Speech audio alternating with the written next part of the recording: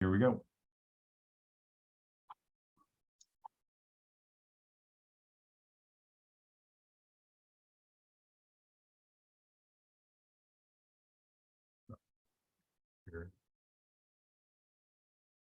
Let's give it a second here.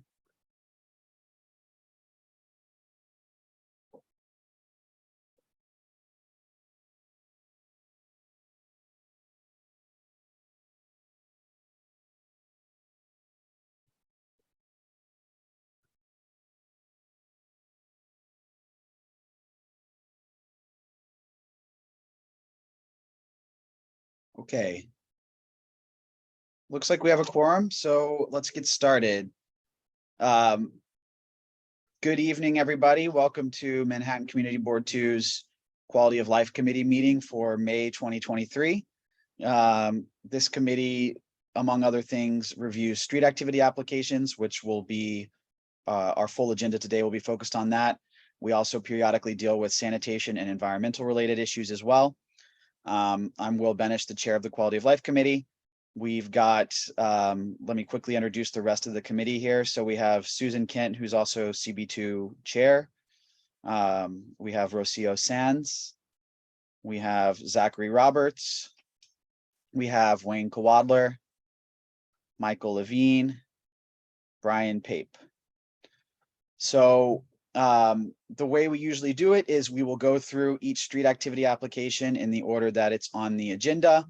If you are here representing an application, if you would just please raise your hand when we call you out.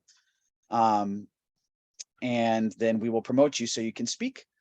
The way we generally go through applications is we give the committee a chance to ask questions, and then we open it up to members of CB2 and then members of the public.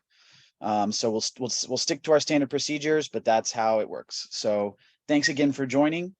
I'm going to be leading the session at the start. Zachary Roberts will be taking over and doing a few applications as sort of the coordinator around 7 o'clock. And then I'll take over again, perhaps around 7:30. So people will get to hear a little bit more than just my voice for 4 hours tonight. So that's good. So without further ado, let's get started. So the first application we have is May 5th. This is the Supergoop relaunch event. Is anyone here for that? I wasn't sure if we heard back. We emailed a few times.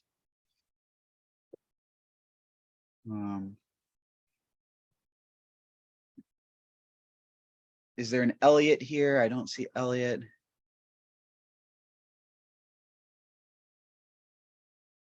Okay. Is there anyone here from Agency Inc.? Please raise your hand. Okay, there were a few with this applicant. I think we just didn't hear back after emailing a couple times. Let's move on. We can check back on that if we need to. So the second application is May 6th. This is the Fever Tree event. Is anyone here for the Fever Tree event? This, I think, might have been the same applicant. This is the NYFTA Fever Tree on Lafayette Street. Excuse me for interrupting. There is someone in the attendees who is just a phone number, and to that person, if you hit *6, you can unmute, and if you hit *9, you can raise your hand.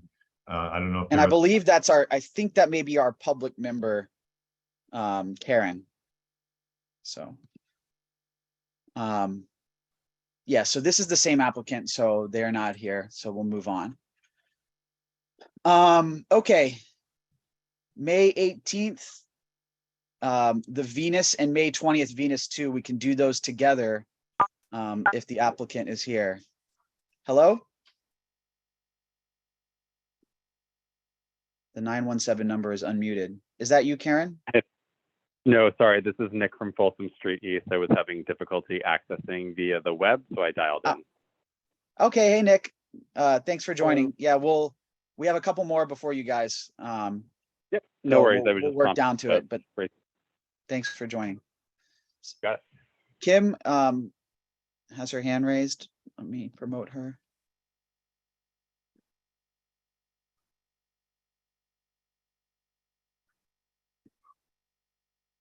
Hi, Kim. How are you?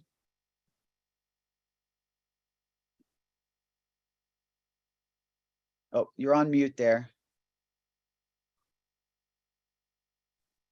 So sorry. Good afternoon, Hello. everybody. Welcome. So you are here for the Venus event? That is correct. Okay. Well, thank you very much for joining. I think what we would just ask is if you could give a brief overview of the event, what the setup looks like, what the event looks like, what the tear down, kind of describe what you're doing, and then we may have a few questions. Of course. So we've activated in Soho for many years. We do our absolute best to be good citizens. I personally don't live far from Soho. I understand the challenges of the community. So we have a truck. I guess most people would consider it a food truck. There is no cooking or baking or frying on the truck. It basically is a promotional truck with a service window. We will be giving out ice cream to several hundred passerbys. We will have flowers, fresh flowers during the truck on the outside. The setup will probably commence somewhere around 9 a.m. And then the full breakdown should be concluded by 7. We will have former or active PD agents with us to ensure that everything remains calm and safe. Also, we will make sure that the egresses are clear, that we're not blocking any buildings, entrances to buildings, the sidewalk is clear. This is, again, something we've done for the past 15 years, predominantly in New York, where we have our base, as well as around the country. Great. And it's the same schedule for both days, just in a different location. One is May 18th on Lafayette, and then May 20th on Broadway. That's correct. With in between day will be in Union Square Plaza.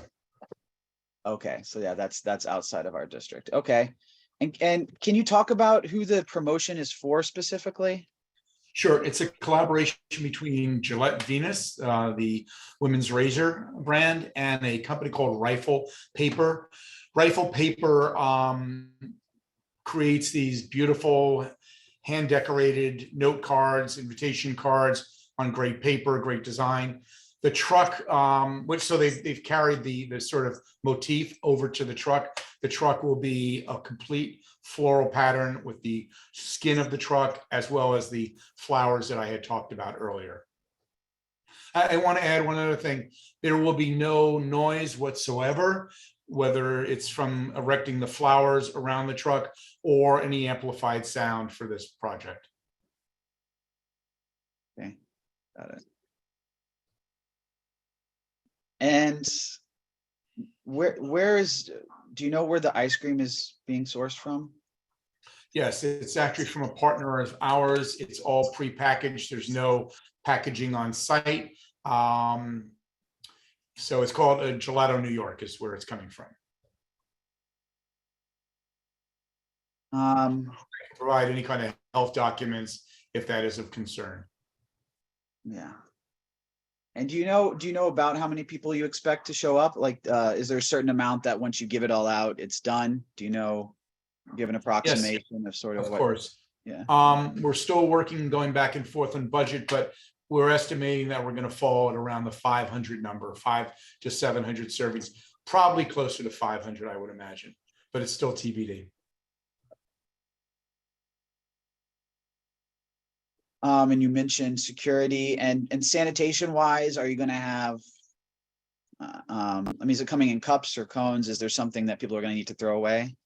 Yep, it is coming in cups. And I know this is a cliche again, because we're proud of what we do. We've done dozens of activations in the Soho Broadway corridor over the years. We will make sure that that area is cleaner than when we arrived.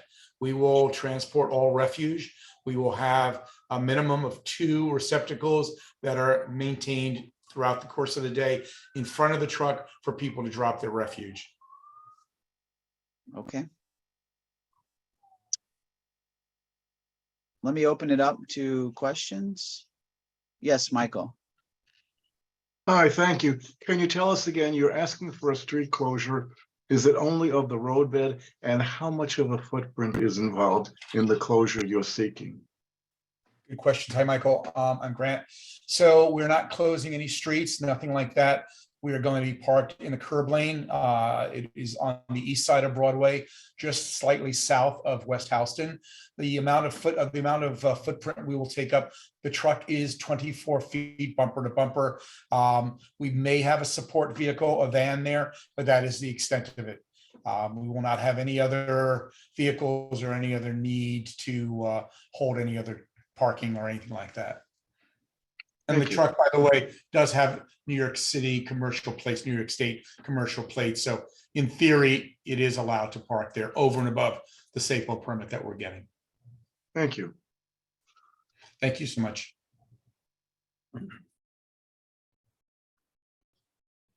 Brian? Yes, thank you. I may have missed it. I was wondering what the connection is between what you're giving away or what you're promoting, or who your sponsor is, and how is that, what's the connection? What are you promoting? So we're promoting the Venus brand, Venus Gillette brand, as well as this collaboration with a company called Rifle Paper, as I said earlier. There is a tie-in to the Target store at the corner, almost at the corner of Houston and West Houston and Broadway. But it's more of a feel-good promotion, just brand awareness. That's the extent of it. If you like, I can probably easily show you what the truck looks like. Is that something we can do real quick? Can we show image? I think we can, in the course of this conversation, show you what the truck will look like. It is, it's actually really pretty.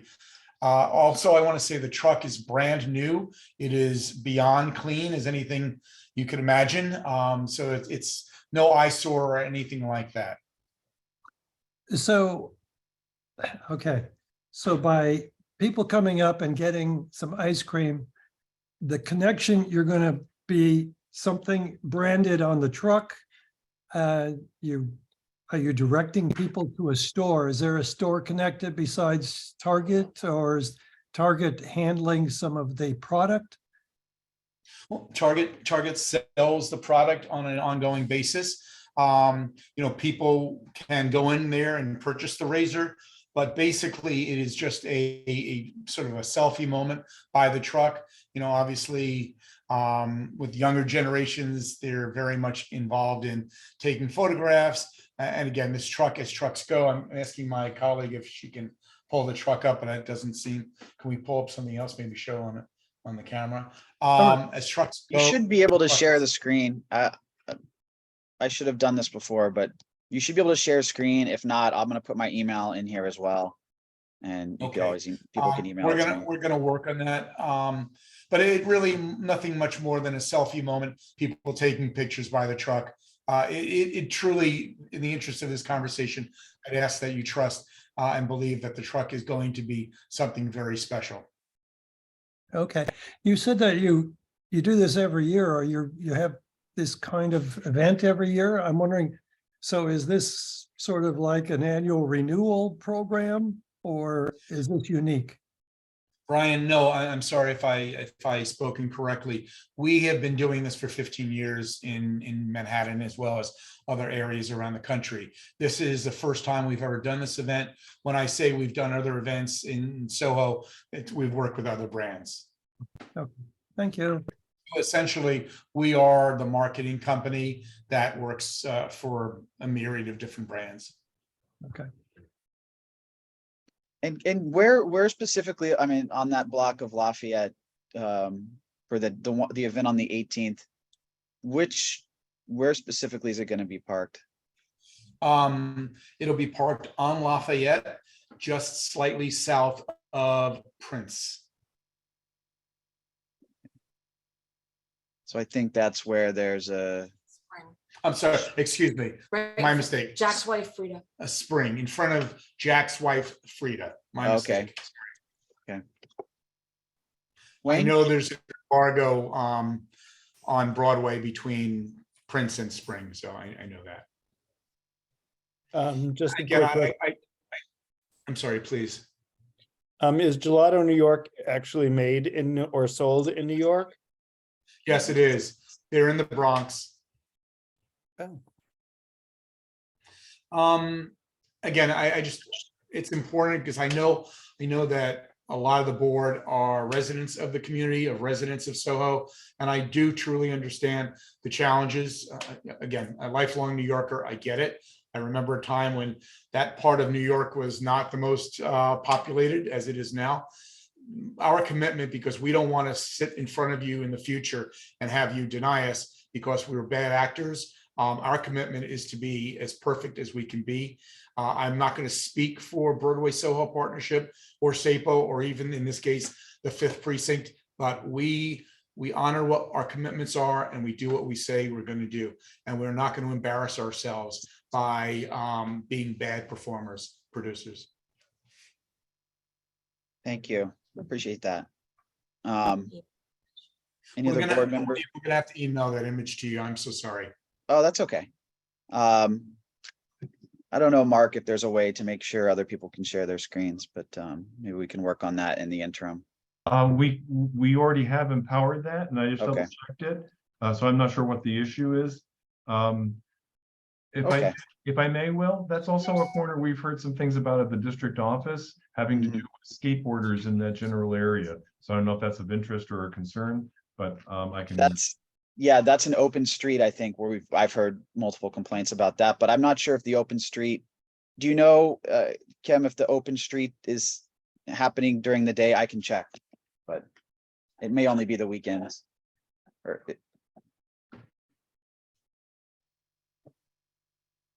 Do you know the answer to that? If there's going to be an I'm open- sorry. I'm sorry. I wasn't sure that question was. Oh, directed yeah, towards- sorry. Do you know? Sorry. I don't believe the street is closed, but you go down there any given day and the skateboarders are there. Yeah. They're doing their thing, and certainly that's not going to affect us. We're going to be in a curb lane. We're not going to be, and I also know that that's another street for the fire engines to go down when they're going south.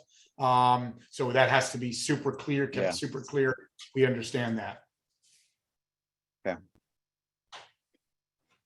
All right, let me open it up to questions from the public. First is, I'm going to promote Laura Tenenbaum and Pete Davies. We'll start with Laura and then Pete. Laura, go ahead when you have a chance. Okay. I actually walk on that block very frequently on Lafayette Street. And that's what I'm going to address, the Lafayette Street location, which I think will be a real problem. Where Jack's wife Frida is, they have their sidewalk cafe up to a full, it's about maybe a 12-foot, maybe 15-foot sidewalk, but they have their sidewalk cafe that takes up a full half of that. And they have no space left for service for the servers, which then go into the 3 feet of the servers really goes into what's supposed to be the pedestrian walkway. On top of that, there's a subway grading there. And Jack's wife Frida has their signage and a few other things right in the way of in the pedestrian area as well. It's incredibly, people line up and wait to get in. It's an incredibly crowded corner, which is great if you're doing marketing, but not great if you live in the neighborhood and are trying to get to your pharmacy or something along those lines. Even on a Thursday, this will be problematic. And the street, the open street is supposed to be open, be active every day, all day. It's very badly kept. Sometimes it's open, sometimes it's not. They definitely let cars in and delivery drivers in. And it's for a pedestrian trying to get by, if they didn't have the guys constantly on the skateboards maybe it would work walking around that way, but it won't because the guys on the skateboards are there and they completely dominate the open street. It's not for any other use than a bicyclist maybe passing by through. Pedestrians keep out of there. So I really think it's a problematic area for doing this kind of marketing. And I have nothing else to add. I think Laura I makes a think good we- point. I mean, that is probably the single busiest place on that block, right in front of Jack's wife Frida. It's hard to see how the sidewalk's not going to be blocked off. Sure. So we've actually done other activations here since Jack's wife Frida has been open. I guess it's been about 2 years now.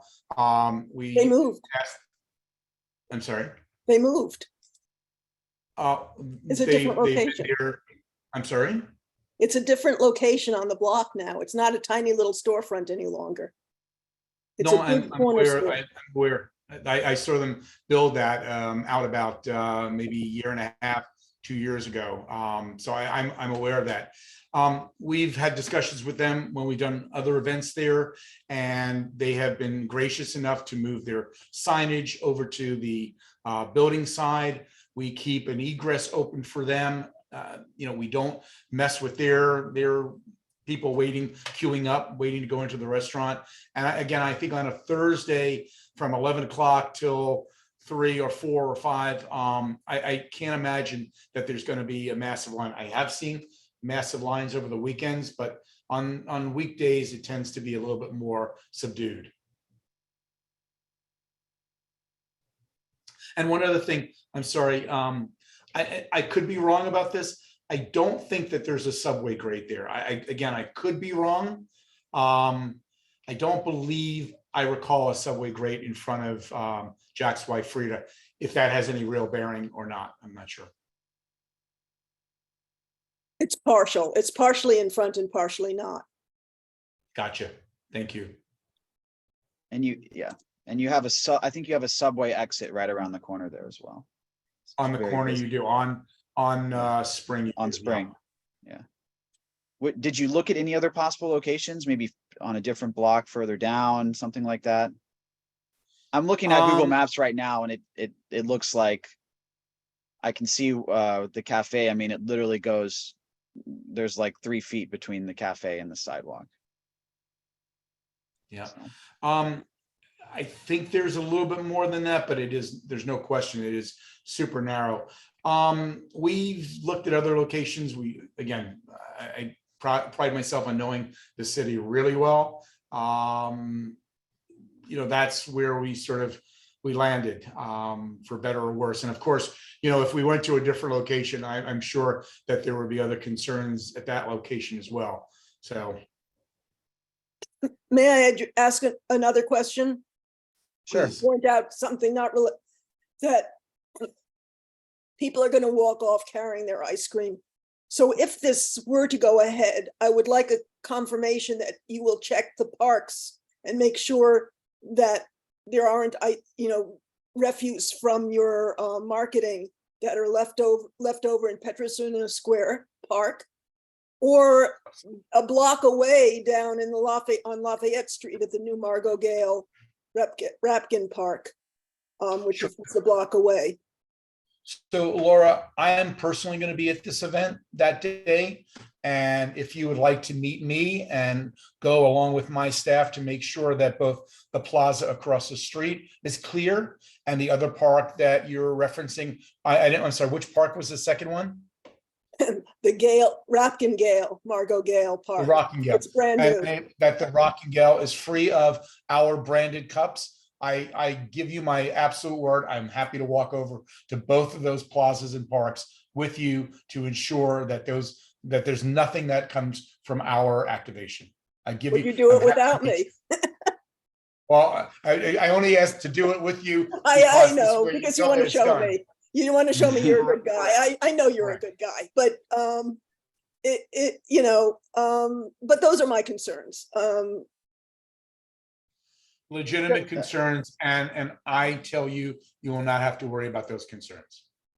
I can't, there's no hiding either, because if you go there later in the day or the next day, you're gonna see cups that say Gillette Venus rifle paper on them, so you'll know they're ours.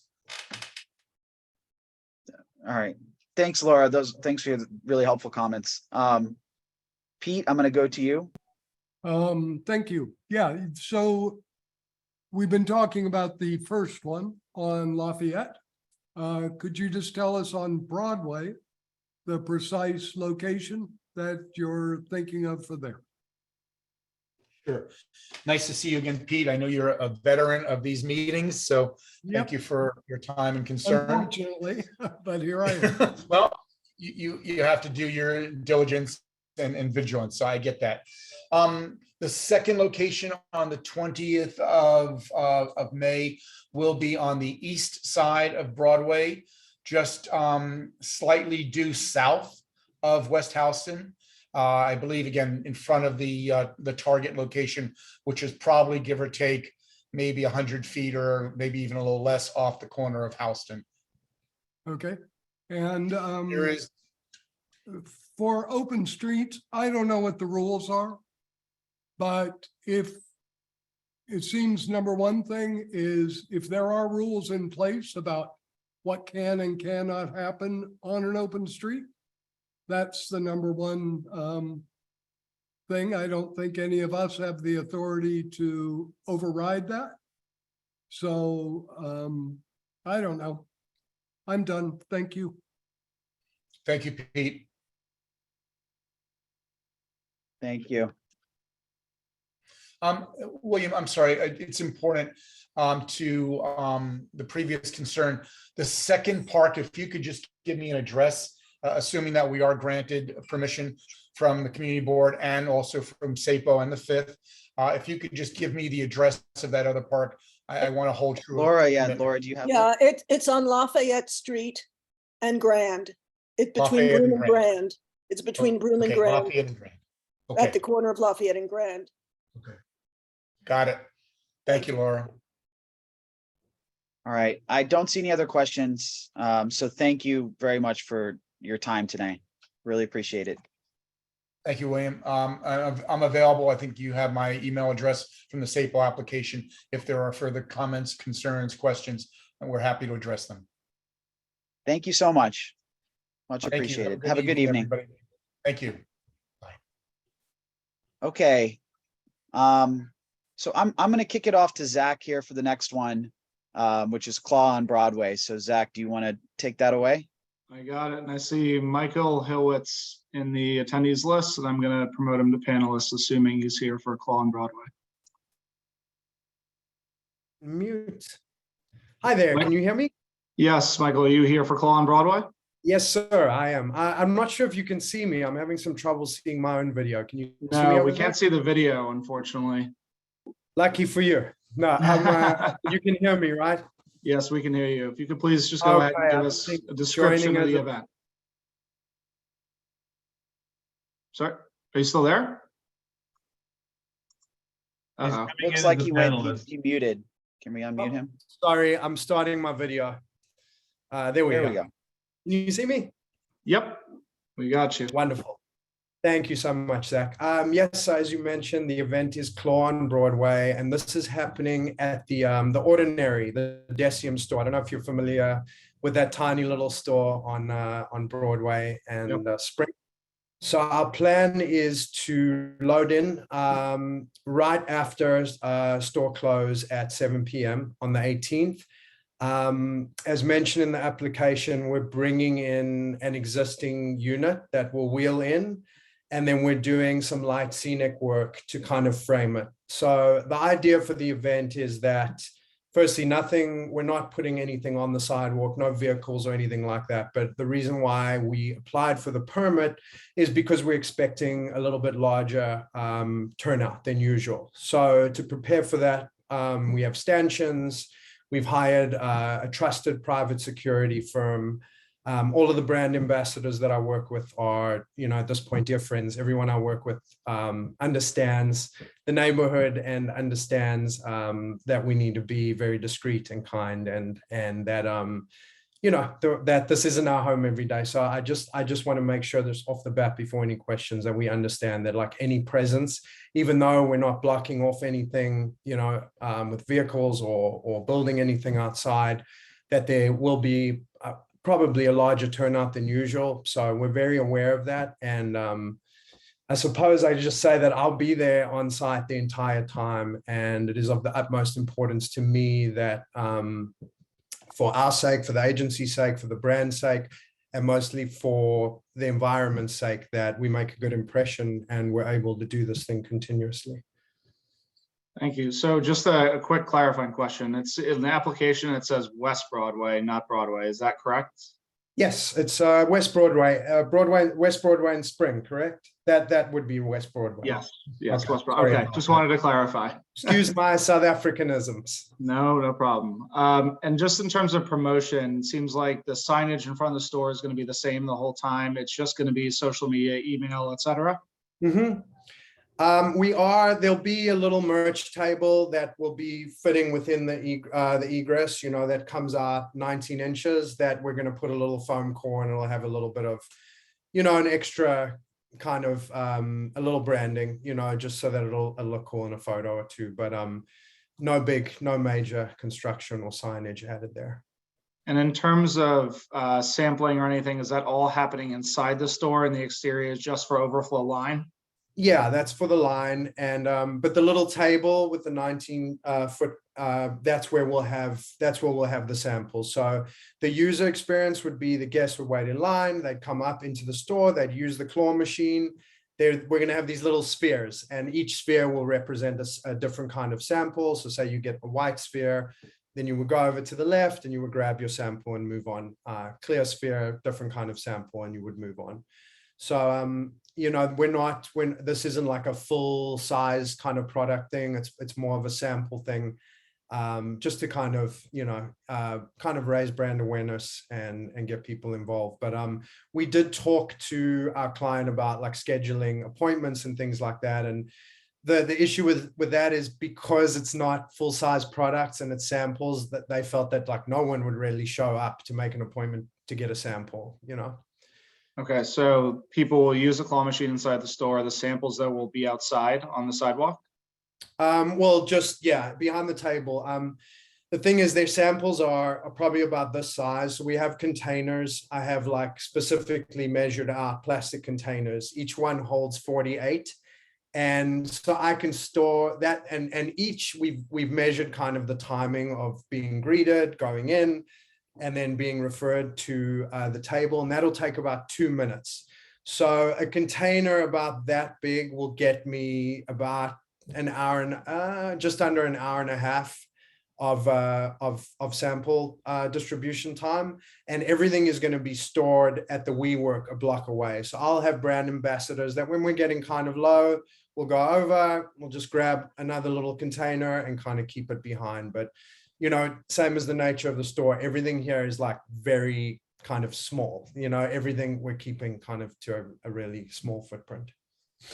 Understood. And I guess just a question for me there would be, are you guys going to be making sure that people don't linger around the sample table afterwards? Because that's what I'm thinking. If they're coming in and out and they have to go outside to get the samples, you could have it build up there.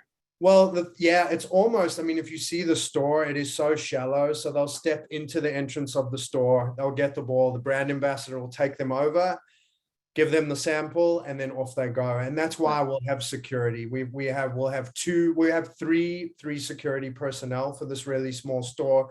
The idea was, most of the presence right at the front, but then a floater to make sure that, anything at the back or making sure that people move along, in addition to myself and my brand ambassador team. Okay, just one last question. What time are you guys planning to wrap up? Every day, well, on both days, Friday and Saturday, we are going to wrap up at 5 p.m. And then on the Saturday, we will do our breakdown. We'll commence at 5 p.m. and we should be out of there by 6:37, the latest. Okay. Those are all the questions I have. I see Michael from the board. You have a question? Go ahead. Yes, thank you. Quick question. You said a small footprint on the sidewalk. Can you tell us how small that footprint will be that you were requesting? Yes. And, I'm sorry, and one more question. where would pedestrians pass when they're picking up their item? Is your table adjacent to the building or adjacent to the curb? How do pedestrians pass? So it's parallel to the building and it actually fits under the facade of the entryway. So there's a double door that we'll not be using as an entrance. We'll only be using the entrance to the store. So we've made sure that the table will fit underneath that. So we're actually not going to be on the actual sidewalk. This is going to be happening in the foyer of the store. So then why were you required to do a request for a Because of the line. The Line. store always has stanchions outside because there's really not much space in there. So just in case, because there's going to be a longer line, we wanted to make sure. And I did speak with the department and they were like, yeah, this really, this is just for people. You're not building or doing anything. But I said, well, I just want to make sure that, all my bases are covered and I haven't let anything go kind of, unconsidered. Thank you. Absolutely. Okay, any other questions from board members? Okay, I don't see any hands raised. Anyone from the Let me public? just ask really quick, and I'm sorry if I missed this. Is there an online RSVP that you've done that's given you a specific estimate on number of attendees? Do you have an estimate? No, we're expecting a couple hundred people a day. They're just going to be marketing. This is Decium, the Ordinary. They're going to do a little bit of a social media post, but we're not, because we're giving away samples. It's really not enough action to get customers to actually make reservations. If we were giving away like very valuable items, then I think they would have gone that route. The price point also is really affordable. So we do expect a good turnout because people love the brand, and it's mostly younger women that love the brand. And I've spent time there. I haven't seen them really do an event at that one, but I've been to their others, and it's, not to be so colloquial, but just good vibe. Really, really, just the whole spirit of the brand is just like kindness, sustainability, and so we've made sure that that's kind of flowing in all the way down to security. So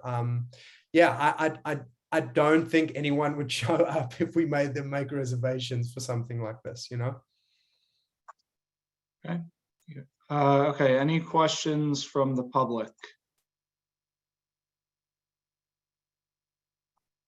All right, I don't see any hands going once, going twice. Okay. Yes, sir. Oh, Thank you very much. thank you. Is there anything else I can do at this juncture to No, we'll take the information and in business session, which is after we've heard all the applications, we'll discuss and reach a resolution. Thank you so much. Thank you, Michael. Have a great day, everyone. Night. Cheers. Okay, the next event we have is the Crew Crawfish Boil. Is there anyone here for that? I see Amanda Brody. I'm going to promote you right now. Great. Hi, Amanda. Hi, can everyone hear me? Yep, I think we can hear you just fine. Okay, is my video on? Video's not on. Interesting. How do I just logged in normally? Should be bottom left, maybe start video. Yeah, it's not giving me an option, which is We have to interesting. promote, I'm sorry, we have to promote her to panelist in order for her to be able to activate her. Okay. Oh, Done, here we go. done. There you go.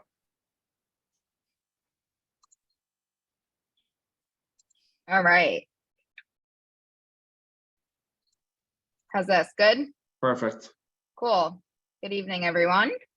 Thank you for giving me the space just to kind of talk through our event. So just a little bit of context. I don't know if many people know who Crew is. We are an independent eyewear brand that's actually based out of New Orleans. We're going on our 10th year this year, so really big for us. As I mentioned, independent, so no funding, no outside investors. So really just excited to kind of celebrate all that we've accomplished this year. We opened a flagship space at 67 Gansevoort Street in November of 2022. So we actually own the townhouse, and the goal is that enables us to have kind of a creative space for an office and kind of design studio, and really creating a second hub in New York outside of New Orleans. And then we have our retail space as well as wine bar in the back of the store on the first floor. So, you know, we have been really known for kind of, I would say, bucking trends in terms of being very digitally native. We have 14 stores within the US. We're really proud of them. We enjoy bringing people together, community. It's a big part of our brand and who we are. So we knew that with New York really being kind of our second hub and home, we wanted to do something in our 10th year that celebrated community and bringing people together, but in a way that felt very authentic to us as New Orleanians. So we are proposing and requesting permission for a crawfish boil on Gansevoort Street, right outside of our space. There would be a bit of an overflow into the street, and really the goal of this is to have a ticketed event with proceeds going to Memorial Sloan Kettering. So, you know, in support of cancer research, something that we really, obviously, I know everyone near and dear to a lot of people's hearts and support as a brand. So we wanted this to be really a philanthropic endeavor, but with an element of fun as well. We are expecting really no more than about 250 people at a time over the course of 4 hours is what we are requesting. We have, you know, a variety of partners that are going to be helping us support, some of which are small New York City businesses. And I have a list of who those are and can provide that as well. Anything that will deal with prep, so there will be no open flames, no cooking outside. The crawfish will be prepared from our partner that is in Long Island, and then we will just kind of do any last minute stuff within our back of house space and then bring them out. So it's really going to be very casual. There will be no signage, there will be no branding. That's kind of the beauty of trying to use our space that exists. There will be no large format tents, but we will have, just even if it's sunny or, you know, hopefully not, but if there's any rain, just kind of small coverage for food and for partners of that nature. There will be no hard alcohol. It will just be a local beer partner, Ebbs, based out of New York. And then our natural wine bar will be kind of supporting that program, but there will be no other, all the other drinks will be soft drinks. We are looking to bring in music. We don't have the partner identified yet, but we are aware that there is no amplified sound that is allowed. So we did an amazing event that was also permitted, a little bit smaller scale, back in November for the launch. And we had kind of a brass band second line moment within the store right out front. So it will be something that feels very native to New Orleans, but we don't have that partner yet identified. And when they are not playing, it's just going to be good old fashioned kind of mingling, no DJ or anything of that nature. The store is insured, so we have a COI for 67 Gansevoort. We will add ZAPO to that as directed, you know, for the event. So we'll make sure that we have coverage there. And we do have security and a cleaning crew in place for after. We will have ample kind of receptacles and tables. I don't know if anyone's familiar with eating crawfish. It's not the, it's down and dirty. You kind of chuck it in, you know, you take it out and there's not many materials and you really just throw it into the receptacle. So that is our plan. I do have a rough run of show and map that I can share. I can do that now. I can email separately. Yeah, that'd be great if you could just pop it up just so we can see it. Yeah, for sure. Can everyone see my screen okay? Yep. Cool. So this is the rough run of show right now. We will be really kicking off at 7 a.m., just kind of having it, making sure everything is delivered. Our production partners will be there to support with that. And we will really around 10 a.m. start to kind of kick off with our partners coming in and just getting everything set up. So, you know, a lot of this is going to mainly be around just making sure the crawfish is fresh, that we're getting it out.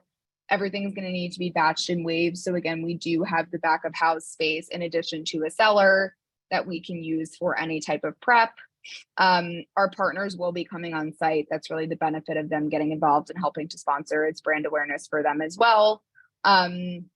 We'll have a walkthrough just before noon, and then we're going to get everything kind of geared up to open doors at 2 p.m. We're Okay, so- slotting in. Yeah, Sorry, go ahead. question. When you say open doors, are you going to have an area of the sidewalk sort of fenced off? Is that the idea? And then that won't be open to the public until 2 p.m.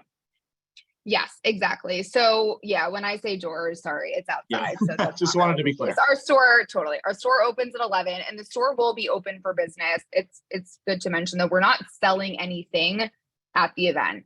So ticket gets you food, gets you any type of beer and wine that you want. There's no kind of transactions happening or any type of sales happening outside of what is obviously permitted in our store, but we're not going to have any glasses displayed outside. It's really just kind of a community event, and people can buy tickets at the door if they would like, at the door, at the fence stop area. Yep. That's a really good question. I know that Memorial Sloan Kettering did want to speak and just kind of thank everyone for their support. So I guess my only question is, I know that we're not able to have amplified sound. Is that kind of just so they would just speak without a mic? Yeah. Okay. Totally fine. I think it'll be intimate enough. And that's really it. Yeah, and you said you had a little map. Did you? It's always Yeah, nice. To I see do. kind of, I do have a little map. Again, this is super. Yeah. This is me doing this, not production. So just keep that in mind. But yeah, so this is Common Ground. So our store is right here. So we wanted to keep beer out front just so we could manage that. And we will have a mechanism as well for checking IDs just to make sure that there is no one underage. So our partner's aware of that as well. Again, we expect, I would say it's going to be mainly very late 20s, early 30s, all the way up to like 70s. We're not expecting, because it's ticketed, so it's not super cheap.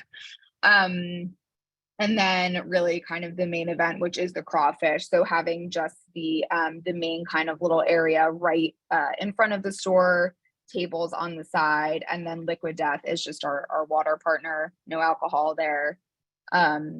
So it's really just food. I think what we had found worked really well last time, and it's not in this drawing, is actually to keep the music right in front of the store. We do have the sidewalk space in front of the store. We activated there last time and it worked really well. It's quite a deep space. It's next to Common Ground Bar. So that's likely where we would put the music for their probably 1.5 to 2 hours max sets without amplified sound. So this is what we're looking at. Okay, and is this a full street closure you're asking for? Because it looks like, just looking at this here, it looks like the tables and the crawfish tables and everything is going to take up basically most of the street. Is that accurate? Yes, I believe the ask was for a street closure from that 2 to 7 p.m. timeframe. And I'm not. All right, I see on the app here that it's a sidewalk closure. Were there multiple applications? No, it should just be one. And our production team did that. So then it's just sidewalk that we're asking for.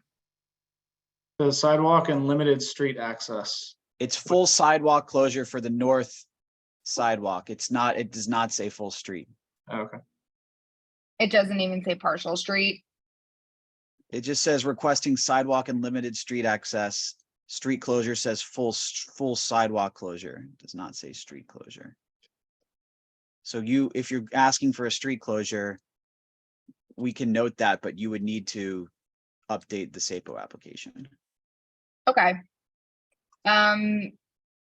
I know that we did not have a desire to take over the full street. I think there might be some partial overflow if we could request that, and I can ensure that we update the application. Yeah. Okay.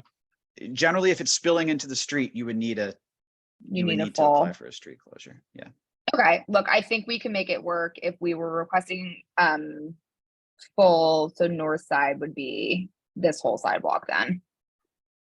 Which I think we could make that work if we had to as well. All right, sorry to butt in. Zach, you were doing a great job. No worries, well.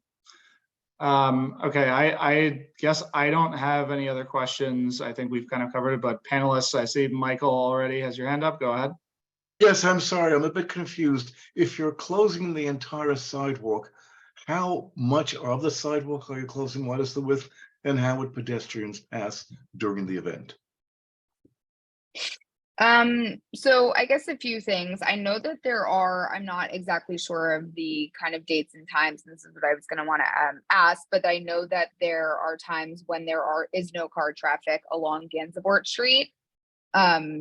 I am not sure if that coincides with the dates and times of our event on the 20th, but I guess the alternate would be either making sure that we kind of partition office space where people can still go through, or using the alternate street, the alternate side of the sidewalk, which I'm sure we could accommodate the former and just make sure that we leave a walkway for people to get through. So would you have ambassadors guiding people, or would you have signs? How Yeah. would you handle it?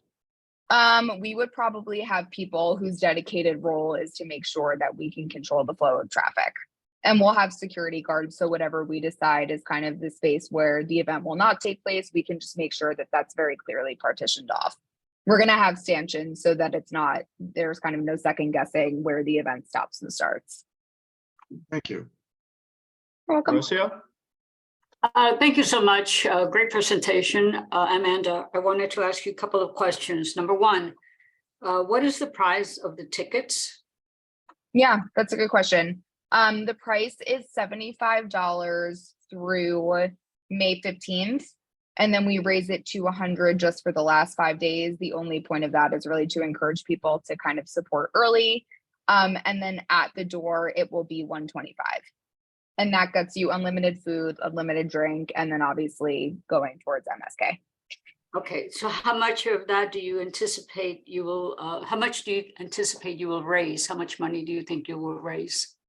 Our goal is $10,000 in a minimum for Memorial Sloan Kettering, and we're really gunning to, again, the more tickets that we sell, the higher that goes, but that was our initial commitment to the team. And is the full amount raised being donated to Sloan Kettering or a portion of it? I wasn't sure if I understood you. Yeah, no, it's a good question. It's a portion. We're trying to get as many things donated as we can. And again, we do have budget to support some of this production.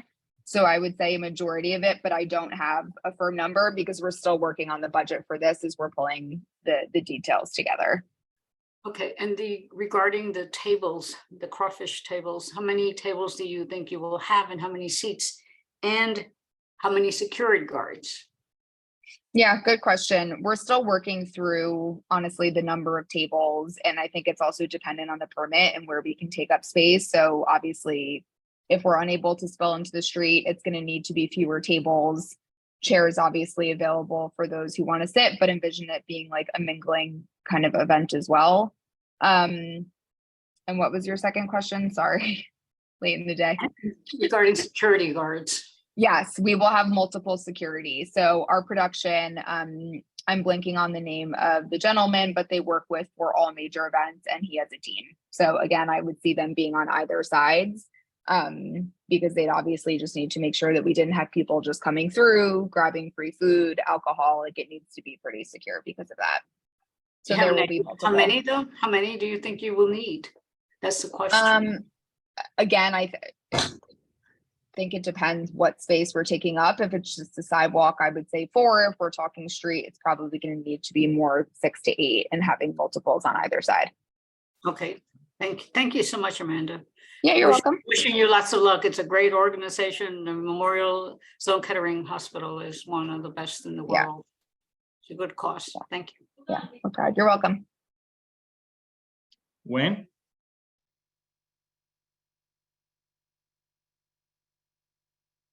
Wayne, you're on mute. Oh, there I go. Sorry, something happened on my computer screen. I apologize. So it's how many tickets are you hoping to sell? And it's all you can eat? We're hoping to sell 500. And where would all the 500 people go? With events, typically people are not going to show up all at the same time. That's why it's over the course of, a 5-hour span. You also have, natural fallout. Typically 30% roughly of people who will buy a ticket often won't show up for an event. It still sounds like a lot of people on the sidewalk for a good part of the day drinking as much as they want. And I don't know if somebody would come and they could drink or eat as much as they want, why would they leave? And how do you suggest moving people along. Yeah, so that's why we'll have a security team, a PR team, and a production team to help us manage the flow of people. We also have our store space as well that we're looking to leverage. So our store, I think from a fire code point of view, we can have 80 in there. So the goal would be to have kind of that indoor outdoor flow. We wouldn't see everyone really just being idle eating. Aren't the things in front of the store? Aren't the beer kegs in front of the store? They'll be on either side. Nothing will be blocking the door. Okay. So our goal is that we will be moving traffic around and then in and out of the space as well. Will, see your hands up. Yeah. So I'm sorry if I missed this, but is the beer service happening only inside, or are people having open containers sitting out on the street with the crawfish? I believe within the permit, beer and wine were okay. We were told no hard alcohol. So we did want to keep the beer outside. If that's problematic, would be absolutely more than happy to bring that into the store space. I mean, if it's outside, you have to deal with a lot of other issues, right? In terms of making sure you're keeping underage people out of this, you have to really have barriers around the entire event. Is that something you're looking at? I mean, how would you cordon it off? Yeah, so I think I mentioned that in the beginning. We would be Okay, checking sorry. IDs, obviously. That's okay, but that's not something we take lightly. Also having our own kind of wine license within the space. So we would have our team that works the wine bar checking IDs. We'd have security as well. And as I mentioned, every single person would need to be kind of checked off before they're able to enter. And we would have likely just the use of stanchions across the entire space that we partition off. With I just want to be clear about that, one point of entry. We can't have people entering from multiple sides. So Okay. we need to work through that with production where we would have that one point of entry. But we're And you'd have more New than York happy State- to move. Yeah, and New York State licensed bartenders and everything. You've already looked into that. We will be, yes.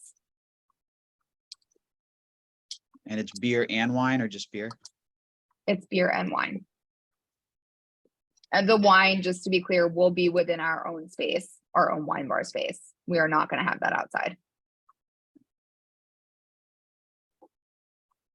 And then I think to the question of the open street, Evan, who's here from the meatpacking district bid, I believe he said it is an open street on this block during this time.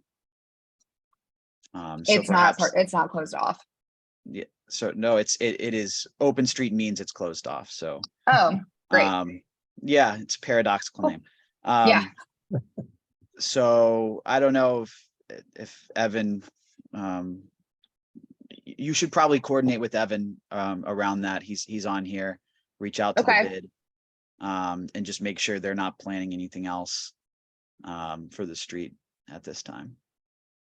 I would recommend. Okay, I will. Evan, can you drop if you didn't already, your email address in the chat?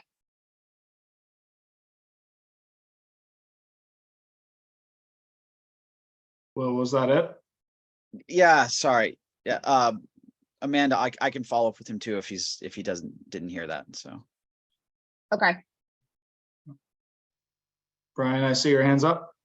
Yes, thank you very much. Thanks, Amanda, for the presentation. And I maybe heard things that were a little confusing to me. I'm looking at the agency instruction page of the application. Number 1 said the estimated attendance at the event is 75 to 199, but you said you're shooting for more like 500. No, it's ticket sales. So again, I think I opened with saying we wouldn't expect more than really around 200 people at a time based on how these events usually flow out in the outdoor space. We have our store space as well that we would envision being used. So maybe at for the full day, you might have as many as a total of 500 coming through. Yes, coming through over the course of yes. Maybe I don't understand how the agency is asking for an estimated attendance. All right, let's move on to number 5. There will be amplified sound.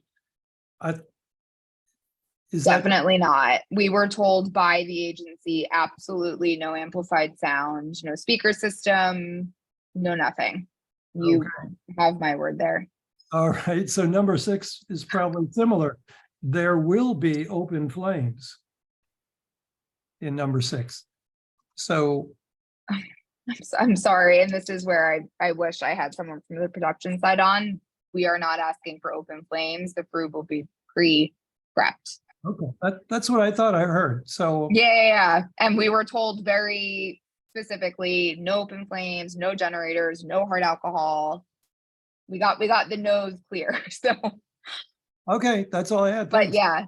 yeah, it's fair if it's on there. So. I have one other question here, if you're done, Sure. Brian. Did you already apply with the State Liquor Authority for a temporary beer, wine, and cider permit? Not to my knowledge, but a question that I will ask my production team. I That was needs to be unaware done, I of that. believe, 15 days before the event. So if you have not, then that deadline is rapidly approaching. Okay. Okay, thank you. I will check on that immediately. Okay.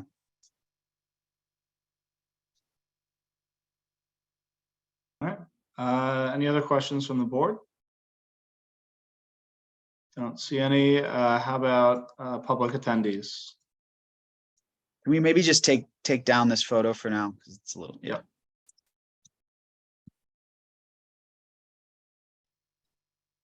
All right. I don't see any hands from the public. All right. Will, it's all back to you. Thank you, Amanda. Appreciate the time. Yeah, thank you guys. Really appreciate it. Have a good night.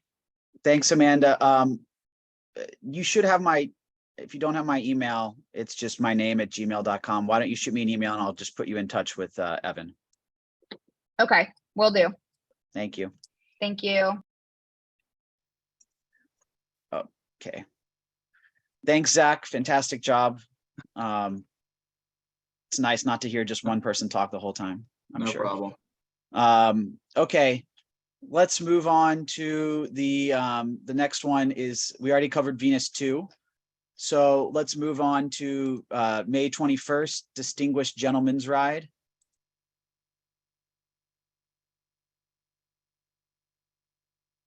Alistair Klingensmith, are you here?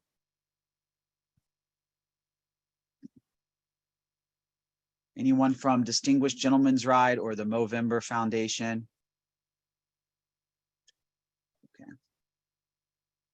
I don't see anyone. Okay. This looks like a great event, so I'm kind of sad no one showed up to this one.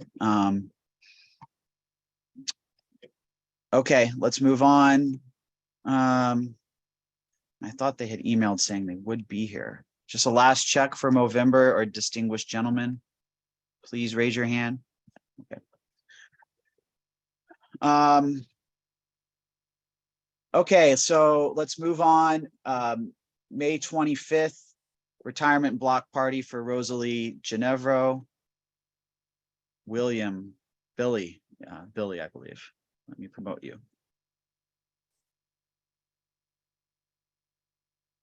Hello, Billy. How are you? Thanks for joining. I was muted there. Sorry about that. Hi, it's nice to see you. Yes, you as after well. Past conversations. Thank you very much for having me. So my name is Billy Kelly. I'm the Director of Operations and Special Projects for the Architectural League of New York. We are a nonprofit. We've been in operation since 1881. And our mission is to promote discussion around architecture and design and the built environment and the potential of architecture and design to benefit the public good. before I go into the description of the event, we applied for this permit as soon as we started conceiving of this event, which was in late February. And so, and it's an evolving event. So for example, I know that the run of show that you have right now in front of you has some inaccurate information. So I'll go through the pace of the event. We've eliminated some things. For example, we were planning on having a DJ. We won't be. Anyway, so essentially, so our organization every year holds this black tie gala called the President's Medal Dinner. And at that dinner, we honor an extraordinary body of work in architecture, urbanism, art, or design. And this year we are honoring our outgoing executive director, Rosalie Ginevro, who has been with the organization for 38 years and has spearheaded a lot of really important initiatives here in the city around housing justice, for example, around climate justice, various arenas. So this is, it's like a fancy black tie gala. That's our main fundraiser, but because of the nature of our work and that it's very public facing, we decided that this year we wanted to add a free, open to the public, public facing event, which is a block party, which we're planning on holding on Crosby Street between Prince Street and Jersey Street on Thursday, May 25th. From 5:30 to 7:30. We were initially thinking that it would be longer, that it would go from 4 to 8, but we've decided to narrow the scope of it. So it's going to be from 5:30 to 7:30. The main focus of the event is going to be to highlight the relationship between architecture and design and climate justice.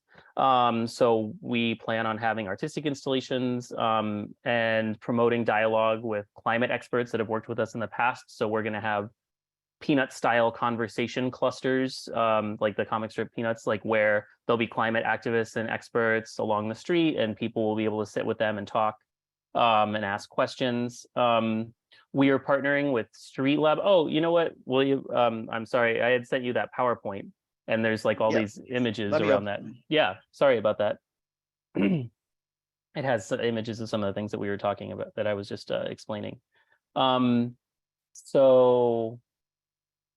I just launched right into the spiel. So yeah, so we're partnering with Street Lab. Some of you may have come across, there was a write-up about them in the New York Times a couple weekends ago.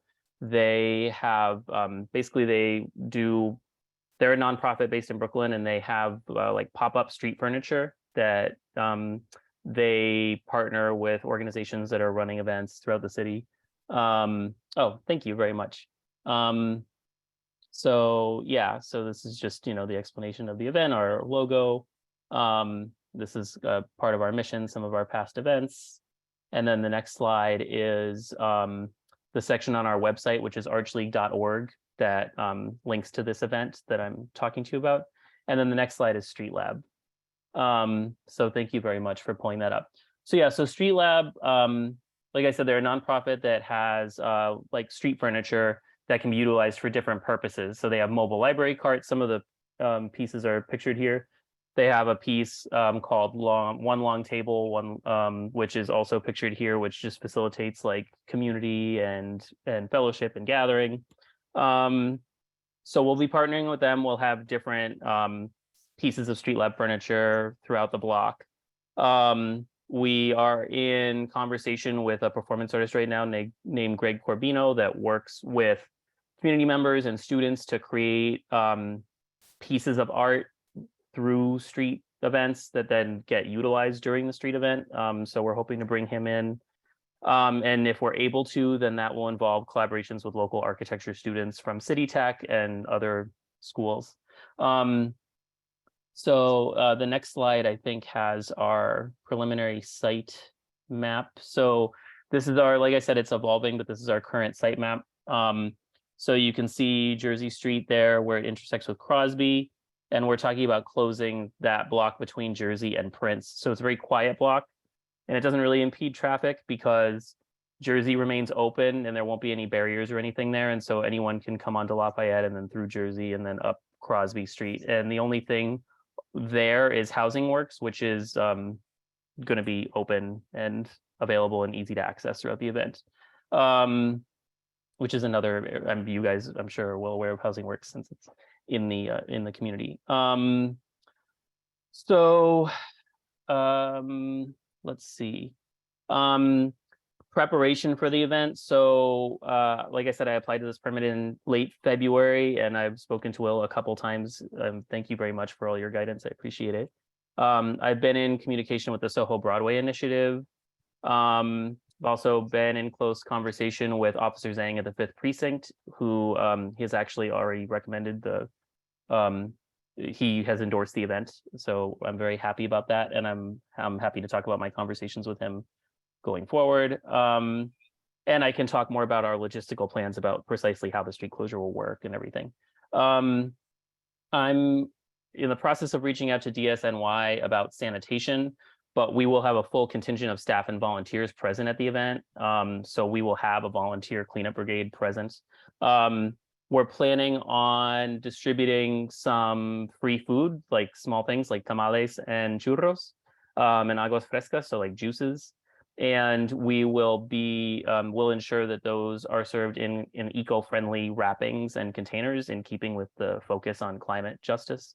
But we will ensure that the area is clean, and we will have trash receptacles all throughout the block.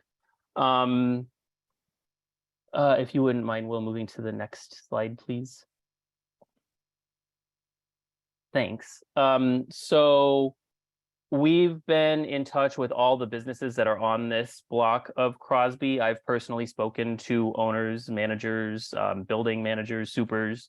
I've also been in contact with buildings that are on Lafayette, but there's one that has a loading dock on Crosby. So I've been in touch with the building manager there, just explaining what we're doing, when it's going to happen, asking for their input and where we're distributing the furniture and the installations, making sure that it doesn't interfere with them in any way. No one has expressed any concerns. On the contrary, people seem really excited about the event and the additional foot traffic that it will generate on a Thursday evening that wouldn't necessarily normally be there. And, you know, I've encouraged all of the store owners to keep their doors open, you know, invite people in, take advantage of the fact that there's going to be all this additional foot traffic. I've provided all of the businesses with my personal contact information so they can reach out to me with questions or comments or suggestions at any time. And I'll be present on the day of the event to coordinate everything that's going on. And then if you wouldn't mind moving to the next slide, please. Thanks. We've also canvassed the site to ensure that our plan doesn't interfere with the ingress or egress to local businesses, like I was saying, and also to note any potential pedestrian impediments or anything like that along the corridor. And we've tried to incorporate those into our plans as well. So that is our event. So like I should note, like I said on the site or on the run-up show that you have in front of you, it mentions an Afro-Cuban drum ensemble and a DJ. We won't have either of those. We are going to have amplified sound, which I've been in contact with Officer Zhang about, in order to speak about the mission of the event. And also we're planning on playing some music that stems. So Rosalie, our executive director that's leaving, started with the league in 1985. And so we're planning on playing like songs through the decades that she's been with the league as the event is going on. I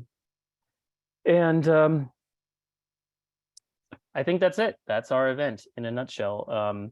I'm really looking forward to bringing this to the neighborhood, and I welcome all suggestions and feedback, and I'm available for any questions.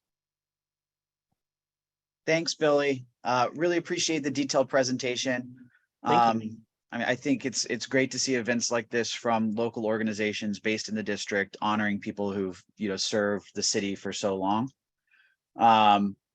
One thing I would suggest, if you haven't already, is we do have some residents here of Soho who I think would love for you to kind of speak with them and talk to them ahead of the event. So if you haven't reached out, I think Pete Davies and Laura on here could be people that you might want to speak to. Absolutely. Ahead of the event. So I would I would recommend be very that. happy to speak with them. Yeah. But for me, it was a pretty detailed presentation. In terms of the loadout,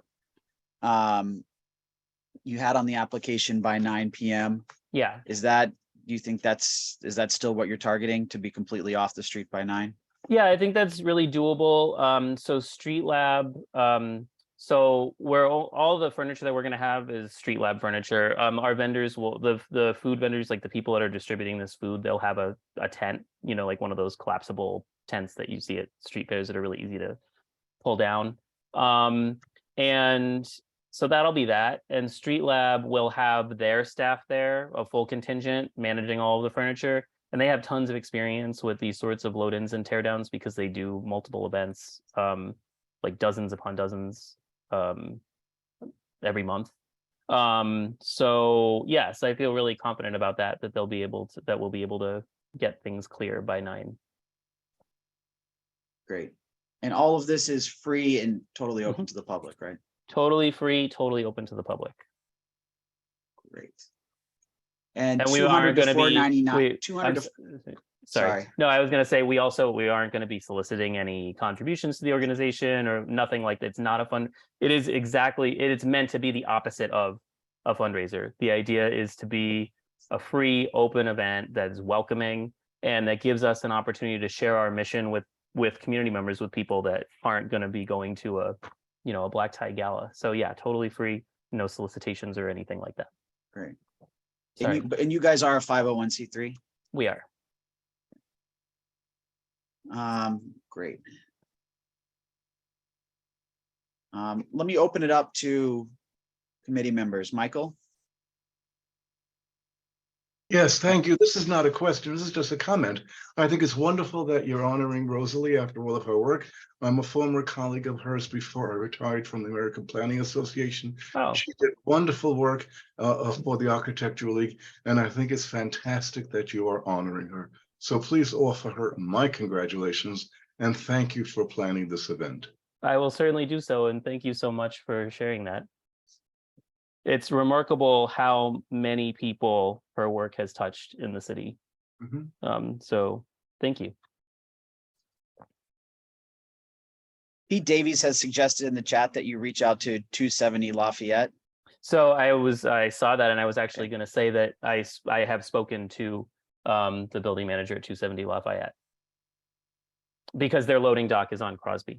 So I have reached out to them. But I'm very happy to talk to co-op residents if there's like some forum in which I can do that.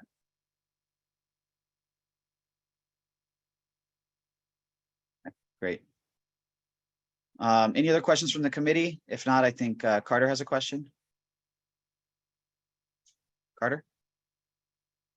Yeah, so my question is with respect to the New York City Police Department. I don't think individuals represent the entire police department. Do you have a letter? Of course.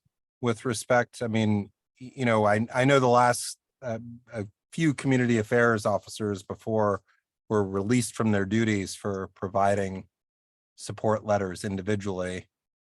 I do not have a letter from officers saying no.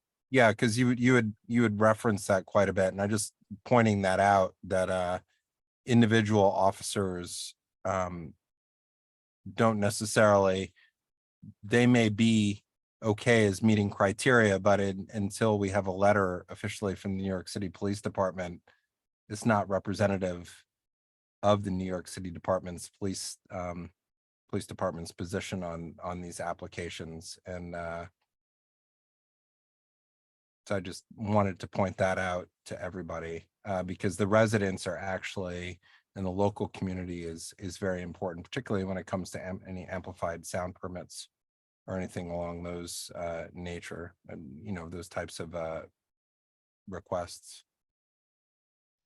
Certainly, I understand completely, and it may not be as clear as I would like from my presentation how dedicated we are to making sure that we are taking into account the needs of the community and the fact that we want to be good neighbors, and so we're trying to do all of the due diligence that we possibly can in bringing in as many voices as possible. So I appreciate that comment. Thank you, Carter. Thanks. So do we have anyone from the public who would like to ask a question? Please raise your hand. And offline, Billy, since you said you're willing to speak to that co-op, maybe we can figure out how to get you in touch with them. Absolutely. I would very much appreciate that. Okay, I don't see any other hands raised. Okay. Thank you for, thanks for all the work that you put into the presentation. Thanks for showing up tonight. Much appreciated. Thank you. I really appreciate the opportunity, and I'll be sticking around. I'll be available for additional questions if anyone comes up with anything. Great. Thank you. Thank you. Have a good night. Okay. Next event is the High School of Fashion Industries end of year show. Evan's here and Alessandra. Okay, we have a whole contingent.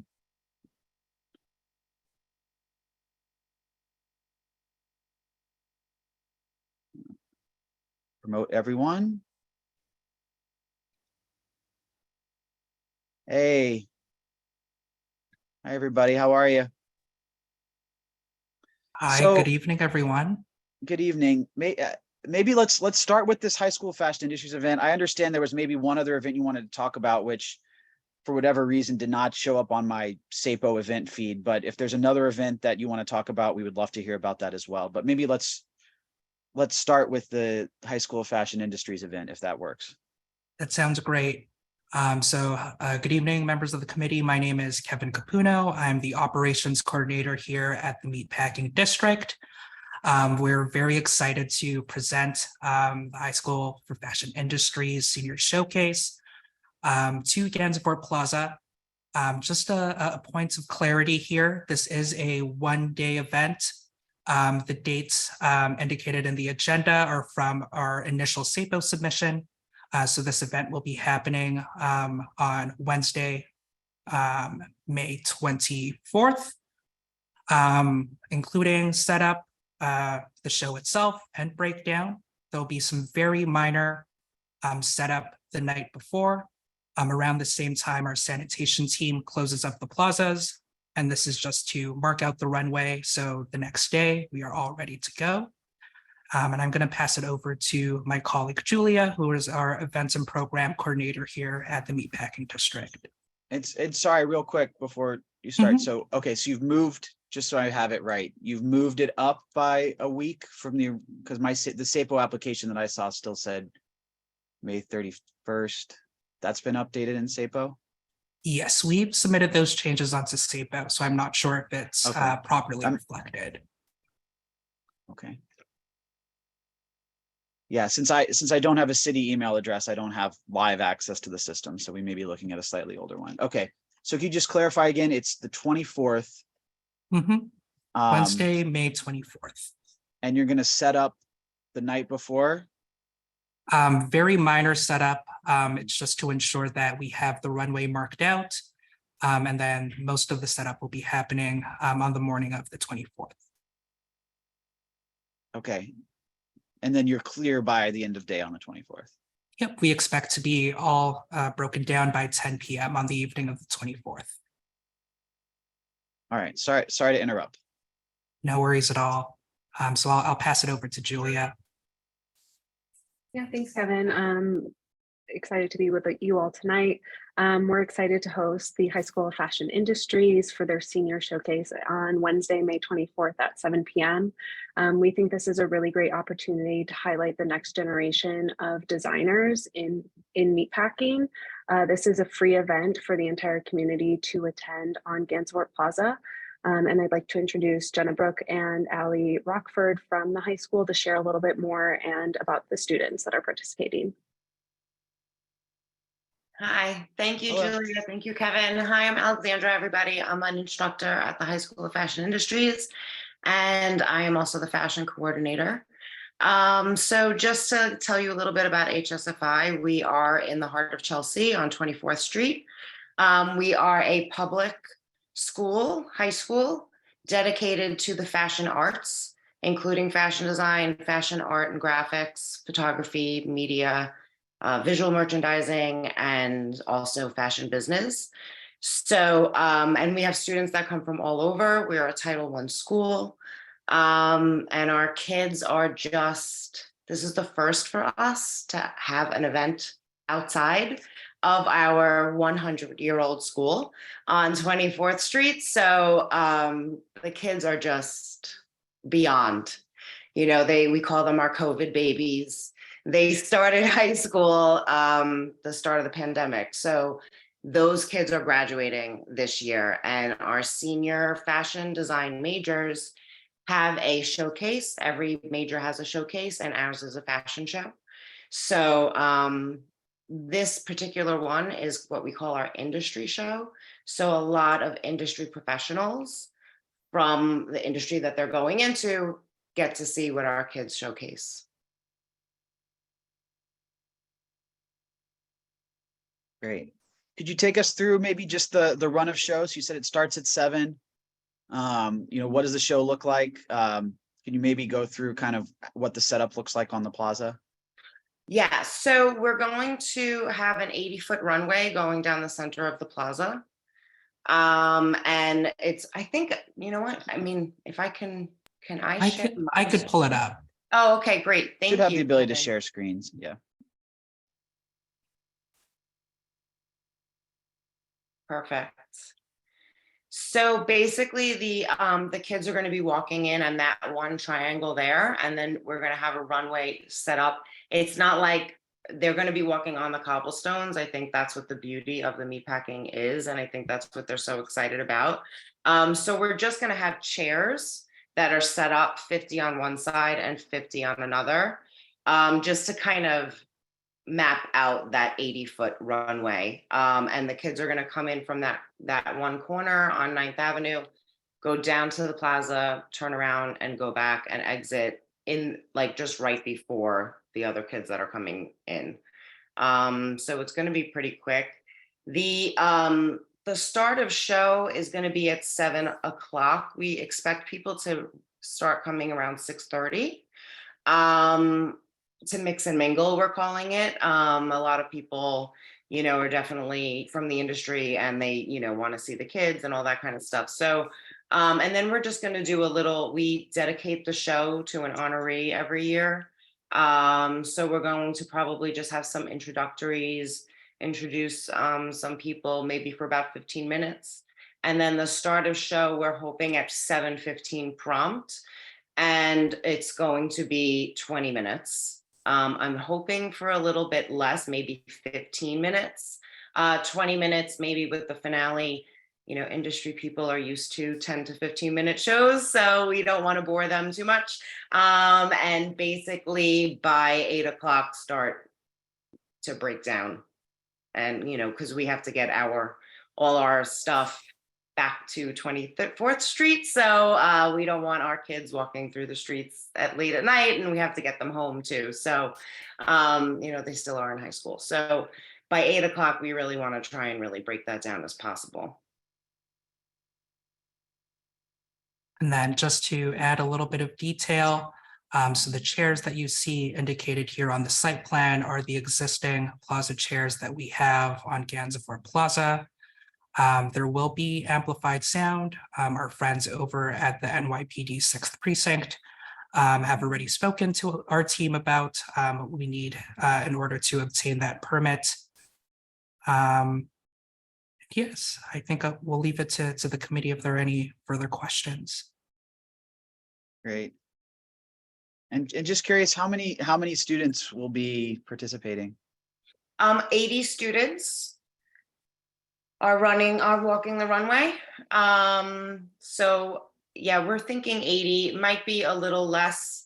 I'm actually going through the lineup right now with everything. So I'm hoping 80. But again, we're trying to keep it to that 15 to 20 minute window. So, you know, if garments have to be cut, to keep it to that, you know, and the set of pace of walking and all that kind of stuff. We really have never walked an 80-foot runway before at our high school. We have a runway in our auditorium, but it's about 50 feet. So we're kind of just trying to get the timing right. Got it. And you mentioned before, but just to be clear, so it's fully open to the public. Anyone can kind of come and stand over there and watch if we want to see it. Yes. Okay. We hope you do. Great. Let me open it up. Brian? Yeah, thanks everyone for that presentation on that illustration you have of Gansevoort Plaza, what are the three circular dark blue objects? So those are the existing three red umbrellas that we have on the plaza. Sort of the communication that's being sent out to parents and the general public is to find the red umbrellas. That's where the show starts. A very iconic symbol of the district. So we wanted to incorporate that in the site plan. Thank you. That's all I got. Thanks, Brian. Michael Levine? Yes, real quick, we hope people will stop by and watch it, but if there are passersby who don't want to stop and watch it, how much of the plaza will be open to the general public if they're just passing through the area or want to enjoy the plaza, or is it completely closed? For sure, there will definitely still be a pedestrian thoroughfare throughout the plaza. You know, the area immediately north of the plaza is an open sidewalk. And we will maintain a pedestrian thoroughfare on the southern side of the plaza as well. So if folks are not stopping by to watch the show, they'll still be able to get to where they need to. And like Alexandra said, this is a short 20-minute show. So we hope it's not too detrimental to the folks who are coming through the district. Thank you. Thanks. Maybe if we could take this back down just so I can see everybody. Thank you. Do we have any other questions on this event? I don't see any. Okay, great. Well, thank you very much for showing up. If there were folks who were going to stay and talk about, I think there was another event that, again, when I was past the list of SAPO events, I did not see, but was there another event, Kevin, that you wanted to talk about? Yes, and I believe, let me see. If Leanne from Village Preservation was able to attend the call. Yes, so she has her hand raised. Well, if you could promote her, and I think we could wrap up on the high school for fashion industries and switch over to that. Yeah, let's again, I don't know if we can have a res on this because it wasn't on the agenda, but let's just have it again. This highlights a little bit of the shortcoming of the system is for some reason I receive a list of SAPO events and stuff's not on there. So let's just do a brief informational presentation if that's okay, just so people know what's happening. For sure. Thank you so much. Sure. Hi, everyone. Happy to be joining. I'm on the CB4 community board here in Queens. Oh, great. But representing Village Preservation today as the director of programming. We're really excited. All we're selling is history and preservation. We're not selling anything else. We have an event we're working with, very happy to be working with a meatpacking bid, celebrating the 150th anniversary of Levi Strauss's patent for the little rivets on your jeans. That's how jeans came to be. So that's what we're celebrating alongside of the history in the village of immigrant labor, connecting it to denim and the kind of, freewheeling, Bob Dylan kind of nature of the village. We're celebrating both denim, working people, and then immigrants and business kind of visionaries like Levi Strauss, all down at the meatpacking district. So we'll be at Gansevoort Plaza. It's a pretty simple event. We'd start setting up at 1:30. We would have amplified sound. What day is this? Because again, I just learned about this. Like May as the 19th. Meeting started, it wasn't in my list of events. So. Sorry about that. So it's May 19th. The program would run from 2 till about 3:34. We would start setting up at 1:30. It's going to be very simple setup, just simple amplified sound for some performances, live performances by musicians, some dance performances, as well as some spoken word about the history and about the Levi Strauss and his family's footprint in the village. So we'll set up from 1:30 to 2. It probably won't even take more than 10 minutes. We'll do welcome and introduction from Village Preservation, from the meatpacking bid, and we aren't connected to Levi at all, but we do have an ask out to their foundation to see if they'll do some sponsorship for this, so then we could pay the artists that are participating. Right now, they're all volunteers. So that's the only connection to Levi Strauss Company or anything would be through the foundation if they did some sort of sponsorship, and I would assume they'd want to speak. We, even if they don't sponsor us, we welcome them to speak to the Strauss family's legacy in downtown New York, specifically the Village. So we'll start at 2, we'll do some speeches, then we'll do some lectures and readings on the Strauss family, and then move into the performances celebrating the feeling of it, all the immigrants do in our community, all that workers do in our community, and connecting it with kind of the anniversary of the gene that is 150 years old on the 20th, the next day in May. And then we'll be done around 3:30. Cleanup will be just as fast as setting up. We'll break everything down and bring it back to the office. We're not expecting more than maybe a table, a mobile podium, and then the speakers. And then we're not planning on moving any of the furniture that exists in the plaza. There will be walkways throughout. The performances will kind of roam. If anyone participated in Village Preservation Stand for Choice program last year, it's going to be a similar sort of setup, but even less space taken up. So, and it will be fully staffed by Village Preservation staff, which you all probably know us pretty well. We run a tight ship and like to make sure the community is involved. And performances, we're still booking all of our performances, but one notable is Richard Barone, who wrote the book, and let me get it right, the name of the book, Music and Revolution, Greenwich Village in the 1960s. We've worked with him before. He's actually doing something at Carnegie Hall with us this year, and he'll be one of the performers. So just quick little performances, acoustic, a little bit of amplified sound, and then some readings as well. So that's the general idea. Happy to answer any questions about this, or in general with Village Preservation's programming, because I haven't talked to you all in about a year, so I'm happy to answer any questions you have in general too. Thanks, Leanne. Yeah, we need to follow up with SAPO and find out why we're not getting your applications. That's a technical issue that we need to resolve going forward. But hey, Evan, is that Evan? Actually, yes. So the situation with this is that we had a longstanding application in for a event that is no longer happening, which was designed by New York City, which was on the agenda previously. So because of that, right? So we didn't want to sacrifice programming, and Village Preservation had an opportunity for a low lift event. So that's why it's not reflected just explicitly as a Village Preservation event. We've been in contact with SAPO about updating that change, but I see. We didn't want to. So the NYCX design was withdrawn, but essentially replaced with this. Well, so there's no formal withdrawal of the permit application. We're changing the event and we submitted that. So technically the permit has not been withdrawn. I see. But that event as designed and applied for in the SAPO system is no longer going forward. I see. Thank you for clarifying that.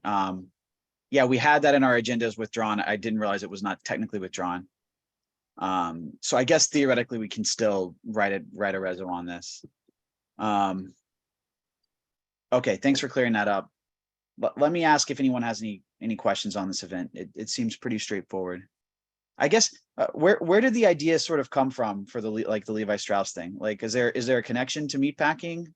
It's more of a connection to all of the Village as a whole, the Lower East Side and Greenwich Village. So when we've just had such success working with the meatpacking bid on other kind of active community events like this, where we try to get engagement. So we thought it would be a good idea to come back. And also just kind of like Levi Strauss was a peddler, and I think of the whole meatpacking district and all the work that's done there by so many immigrants in so many different ways, and entrepreneurs of the 1800s and the early 1900s. So that's the connection, along with just our longstanding relationship with you all in CB2 and also the meatpacking bid. Okay. And is there going to be any food? We're not planning on any food. Okay.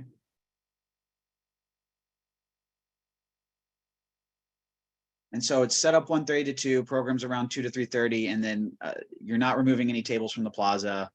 And so I'm sure the breakdown is very simple, right? Yep, yep. And we are registering people ahead of time. We expect about a 200 person registration, which means we'll get about 100 people through the event throughout.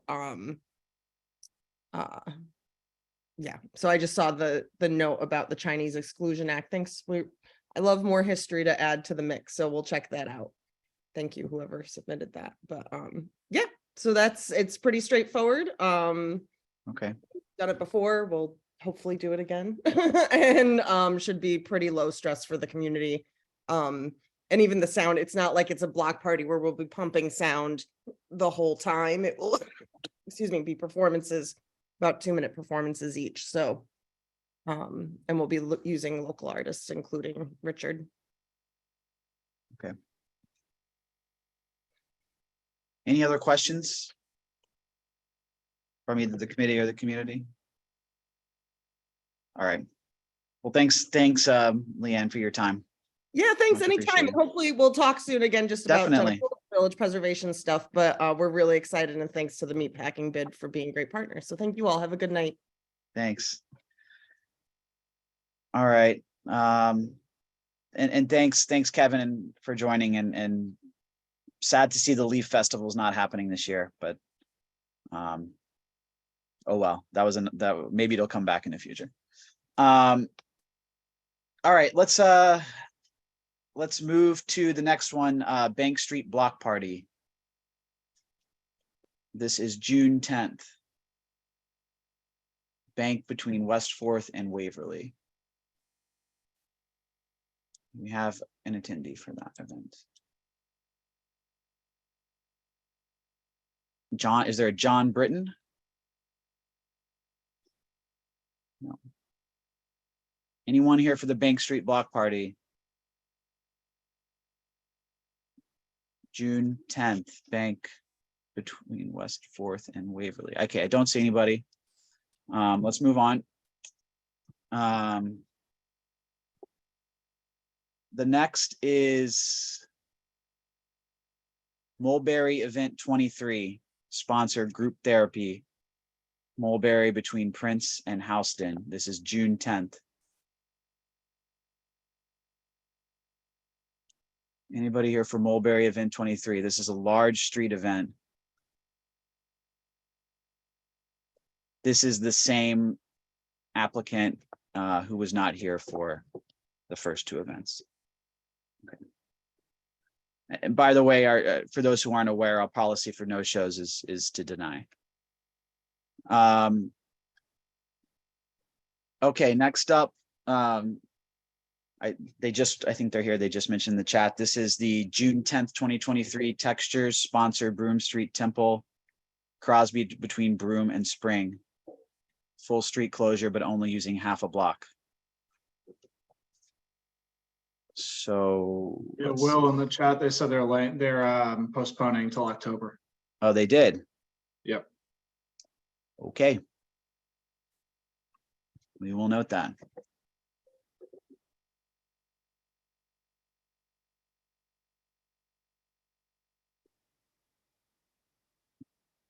Okay.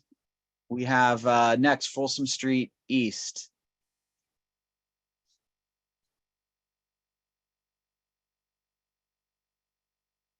Nick, I am promoting you. Nick. Hey, how are you? Hey, how are you, friends? Good to see you. So I know you guys have been around for a long time, and you had the first event in this particular location last year. Second, yes. Yes. Official through SAPO. Yes. Last year, yes. So could you maybe give us an update kind of on how that went, if there were any issues that arose, how they were addressed, how smooth it went? I don't think I heard of too many issues with it, but just curious to hear a little bit of how it went last year. And then if you could give an overview of what you're looking to do this year, if there's any major differences from last year or anything like that. Yeah, thank you. And thanks for the time, friends. We saw some really fantastic results last year with respect to bringing the event itself down to CB2. Previously, in years past, the event was sort of held on West 28th and 27th Street in Chelsea between 10th and 11th Avenues. Just given that we wanted to kind of celebrate the community a little bit more, bringing it back to roots in the West Village, especially obviously with Stonewall riots and such. The overall response from the community, as well as the attendees of the group and Rock Bar, who our host partner is, really kind of welcomed us with open arms. The intimacy of the streets just certainly was a little bit, I think, better and more well received. Operationally, obviously a little bit easier of a lift, given that it's not so residential. It's directly off the West Side Highway, so it's a quick in and quick out. Quite frankly, we look to do the same exact thing as we did last year for this year, essentially a carbon copy, and continuing to grow the event in general. For those who are not familiar, Folsom Street East is an organization that has been around for, this will be our 26th year, where we celebrate and inspire the participation and pride via the creation of safe spaces for self-expression for those who are in the LGBTQIA+ communities. Our board consists of entirely volunteers, so none of us are actually being paid for this event or for doing any of the initiatives with the organization.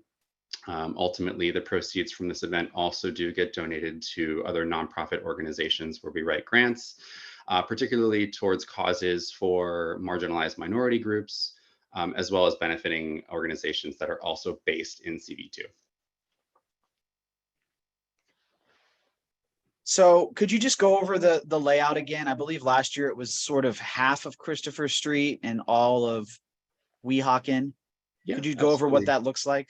Of course. Do you mind if I share my screen? No, that would be great. Awesome. We've got a map here for us to check out. Let's do that. Perfect. Can you all see this?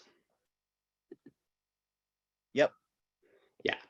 So last year we had applied to essentially shut down Weehawken Street, as well as do a sidewalk and road closure on the north side of Christopher Street, using Rock Bar as sort of the focal point of the event. We did some queuing here on the corner of Christopher and Washington, where we had posted volunteers and security on the sidewalk. So anybody who was looking to use the sidewalk on the northern side of Christopher Street was essentially just informed that the sidewalk was closed kind of further down the block. Anybody who was looking to get to the West Side Highway, we just encouraged to cross Christopher Street towards the south side and then just walk along the southern sidewalk on Christopher Street to access the piers. The space in and of itself is completely contained with a 6-foot fence. That fence is used to secure the privacy of the event, and then also to ensure that all alcohol is contained within this event. Rock Bar, being again the host of this event, essentially has the liquor license or has applied for the liquor license to renew for alcohol consumption within the contained area. We've worked with Evermcan over at the NYPD 6th Precinct to secure our amplified sound. The amplified sound comes specifically from Rock Bar itself, so no additional outposts out on the streets of anything of that nature. There is a double wide gate that opens right here at the intersection of Weehawken and Christopher for emergency vehicle access. That is for load in, load out purposes. And then of course, in the event of an emergency, if a vehicle did need to access for any reason, they would have the ability to do so. We found that there was some pretty, I would say smooth operational capabilities with this particular format, giving us just a little bit of multiple access points for load in and load out. And then the team, including myself, is essentially on the ground to manage all things trash and garbage pickup and recycling post the event. I know some of the other team are on the call as well and can assess to being present for that. In addition, like last year, there is a standard run of show. The event itself would run from 11 a.m. to 6 p.m. The load in for this event would begin around 6:30, where a team would be on site just to kind of get their bearings. And then sort of the fencing and the barricade goes up beginning around 8 o'clock, along with porta potty load in as well. The idea here is that the gates open at 11, hard close at 6. All alcohol must be contained within the bar, within Rock Bar at that time. Like last year, we would also use our security system. We're working with Securitas, NYPD, 6th Precinct, and then a team of volunteers as well. Nobody consumes alcohol without the credentials of having a 21 and over wristband, along with an additional hand stamp. In terms of the operational run of show and operations plan, like last year, we do have a pretty thorough, in-depth 25-page document that I'm happy to share with you again if you'd like to see this. This is essentially the same exact operations plan that we would be using for this year, as the event isn't slated to change by any means from what we did last year.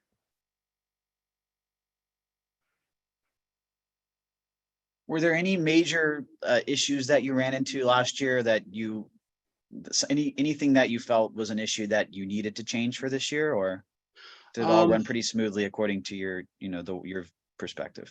I think the weather was certainly in our favor. It was not extremely hot. We did have a large hydration station that we actually positioned a little bit more here on the corner.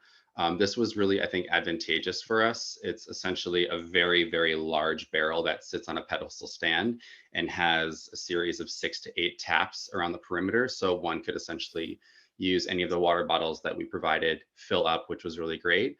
I think one thing that would be really helpful for us is, and this is probably working a little bit more with Rock Bar, but maybe having a little bit more controlled ingress egress, or a regular flow, to ensure that there's not so much crowding happening at their doorways. That would be probably my biggest point to adjust. Great. And are you going to have nonprofit partners like last year? Like I think it was Salga. Yeah, so we actually were able to donate to the center. Salga was sort of, I don't want to say a derivative of the center, but they were essentially positioned inside the center. So yes, last year we were able to donate to 4 different organizations. The first being New Alternatives NYC. The second was Griot Circle. The third was the Center. And the fourth was the Multiple Myeloma Research Foundation. And you're going to look to have the same partners this year? Given that the center is located within CB2, we would look to maintain with them, and then identify 3 other partners, if not in CB2, maybe that are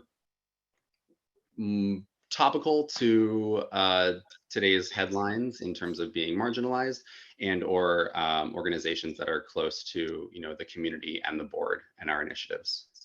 But the center would remain. Got it. And then I know last year you had undertaken significant outreach to businesses and neighbors on the surrounding blocks. I assume, is that something you're doing again this year? Have you already been doing that? Are you getting started? Yeah, that's correct. So we essentially did some door-to-door outreach last year, in addition to kind of just handing out flyers to let local businesses and residents of the community know that Folsom Street East was looking to make a return, if you will, to this particular area. It is something that we do and plan to do here beginning mid-month, just to kind of give ourselves a good 6 weeks of boots on the ground communication for the community as well. Right. And then do you have the numbers of how many attendees you ultimately had last year? Yeah, over the course of the day last year, we within the 7-hour window of operation, we essentially saw 1,500 persons kind of throughout the day. I think one thing that we've really learned from last year, especially coming out of sort of the red tape of the COVID era, not that that's still not a thing, but has obviously we've learned to kind of work within and around it. Ultimately, we anticipate that this number will probably stay the same, maybe a little bit more uptick, but what we are seeing is some higher bite when it comes to partners, sponsors, and vendors who are looking to activate with us, which has been really awesome. Just because it gives obviously some more traction and awareness to the event, but also, of course, assists, giving back to the city as well. Mm-hmm. And then how many do you guess it sort of peaks at one time? I would say in this confined space, we kind of see like perhaps 3 p.m. is sort of the peak, if you will. I would say we could see anywhere from 600 to 800 people in that time frame in this particular sort of confined space. Okay. And then do you know which like food concessionaires and stuff you're gonna have in there? So food wise, we do not intend to partner with anybody food wise. There are a series of local restaurants, obviously within the area that one can go to. We'd rather give the business for those brick and mortars. Additionally, it just creates additional headache when it comes to restoration and trash pickup. The last thing we want to do is create further complications, in the event that, let's say, hypothetically, it's a windy day. The last thing we want to do is like create any sort of disruption or trash onto the West Side Highway. And also just, it's a lower lift in terms of ensuring that we return the space to the condition in which we found it. Okay. Okay, let me open it up. I think Brian. Yeah, thanks, Nick, for that presentation. I have a ring side seat to the events from last year and thought it went pretty well. Thank you. Good weather, and everybody seemed pretty well behaved, all things considered. So I'm looking at the application, and as far as closing the street, Christopher is two-way car traffic, two-way bicycle lanes, and parking on both curbs. So I know the north side, you're going to be closing all of that out. I'm just wondering, besides the 15-foot lane, I guess that's in the street, is there still two-way traffic? We didn't find too much congestion, given that we did have a heavy amount of security and police force on Washington and Christopher. It was, I think, really helpful to assist with sort of wayfinding as well as traffic directing.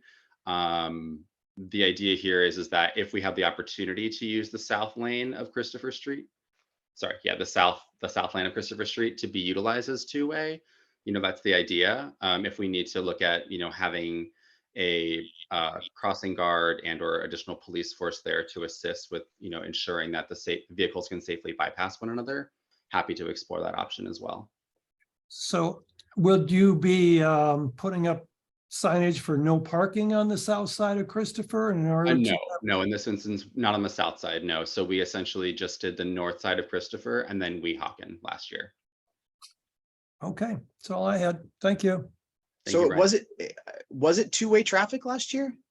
I did see some vehicles sort of, kind of going around one another, but that may have been if like a police or if a vehicle had like snuck on from the West Side Highway, because we had decent crowd control as well as wayfinding and vehicle management on Washington and Christopher. We didn't really encounter any type of major excessive, cars being piled up there or creating any like honking noises, as we want to be mindful of the neighbors as well, as there is some residential in this area. Yeah, and will there be you said there will be crossing guards at Washington and Christopher? Correct. Because I think what might be a lot easier is if someone's coming west on Christopher on the north side of the street, you just direct them down Washington 1 block to Barrow. And then they can if they're trying to get to the West Side Highway, they just have to go 1 block south. Yeah. Yeah, we did have some great success with having presence there. Again, security, volunteers, board, and then police as well, just to kind of cover not only the intersection, but also the sidewalk and then foot traffic as well. Okay. Michael Levine? Yes, thank you for the presentation. If memory serves me correctly, last year, there was a neighbor or a resident of Weehawken Street who complained about the location. Did you have any problems last year with any of the neighbors? And have you, and I know Will mentioned this before, you've reached out to them, but have you spoken to anyone who might have complained about the use and the closure of Weehawken Street? Or did you not hear any objections last year?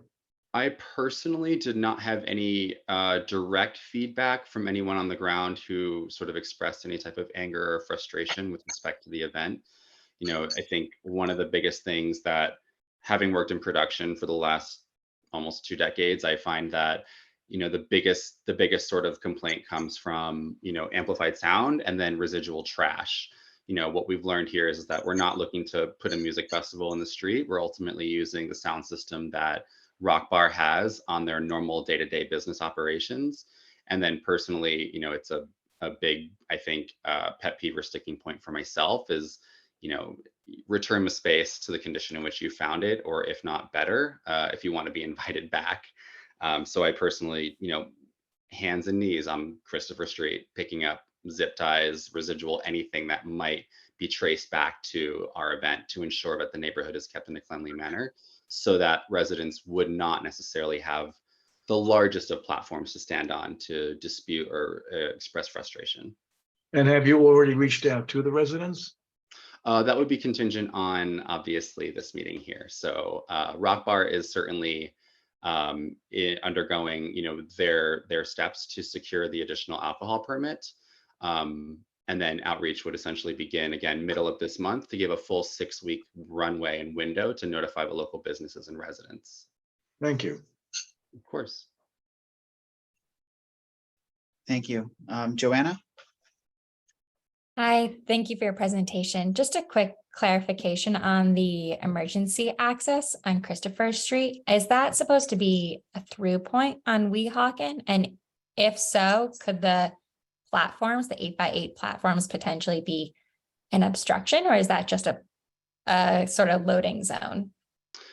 So it's both. It's both a loading zone as well as a vehicle access. So the 8x8 platforms were essentially much closer to the sidewalks themselves, still giving vehicle clearance, especially when you take away the fact that there are no parked cars on Weehawken Street. So visually, you know, those platforms are not exactly in place. But the idea here is if you can't get an emergency vehicle from the south end of Weehawken to the north end of Weehawken, you're setting yourself up for failure. So not putting ourselves in that type of predicament and having the foresight to, you know, even if it's not even related to our event, it could be, you know, I don't know, some random business has an emergency and they need to get a vehicle in there. We of course would want to make sure that they have the means to do so. Thank you. And that's, yeah, and that's a requirement for any street event. So that it's 15-foot lane, right, in the middle. Correct. So we essentially have, you know, 8 feet of swinging fences that are on wheels that open up as if they were like large French doors. Okay. And you had that last year too? We did, yeah.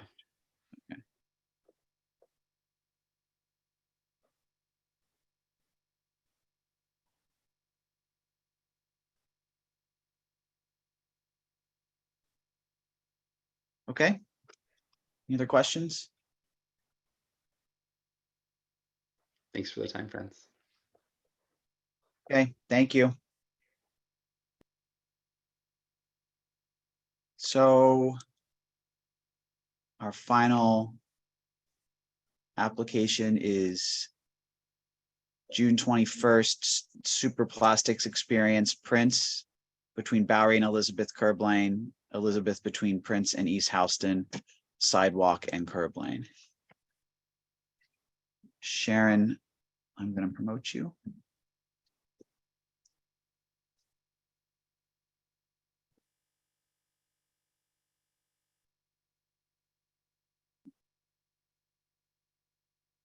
Hello, Sharon.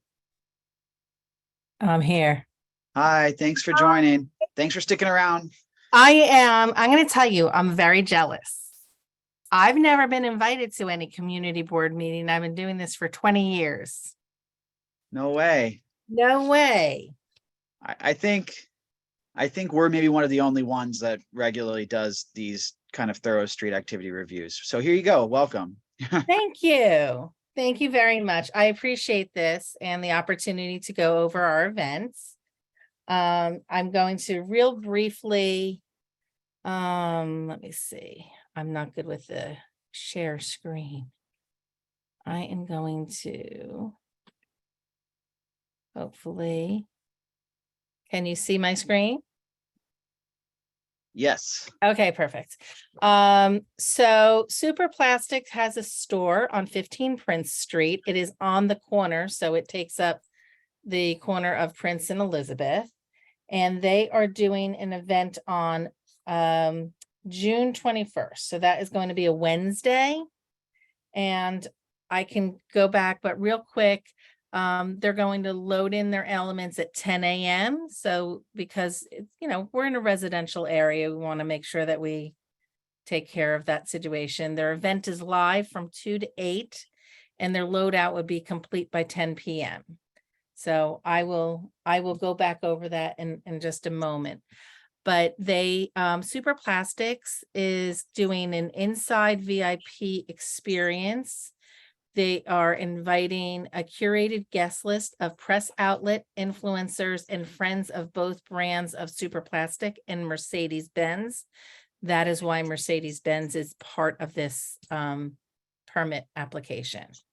So everything for the invited guests and a majority of the elements are going to be inside the store.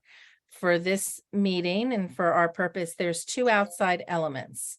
Outside of the store on Prince Street will be 1, even though I have 2 on there, 1 Mercedes for a listening experience. So any one of the guests that's inside can go in, and they can only enter from the passenger side for safety purposes.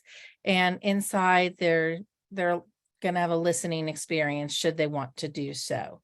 Underneath the car, because we cannot put vinyl or anything on city property, the vinyl graphics that the store has in their windows, they want to duplicate underneath the Mercedes. So I told them to put them on plywood and then drive the Mercedes on top of the plywood. And I hope that makes sense.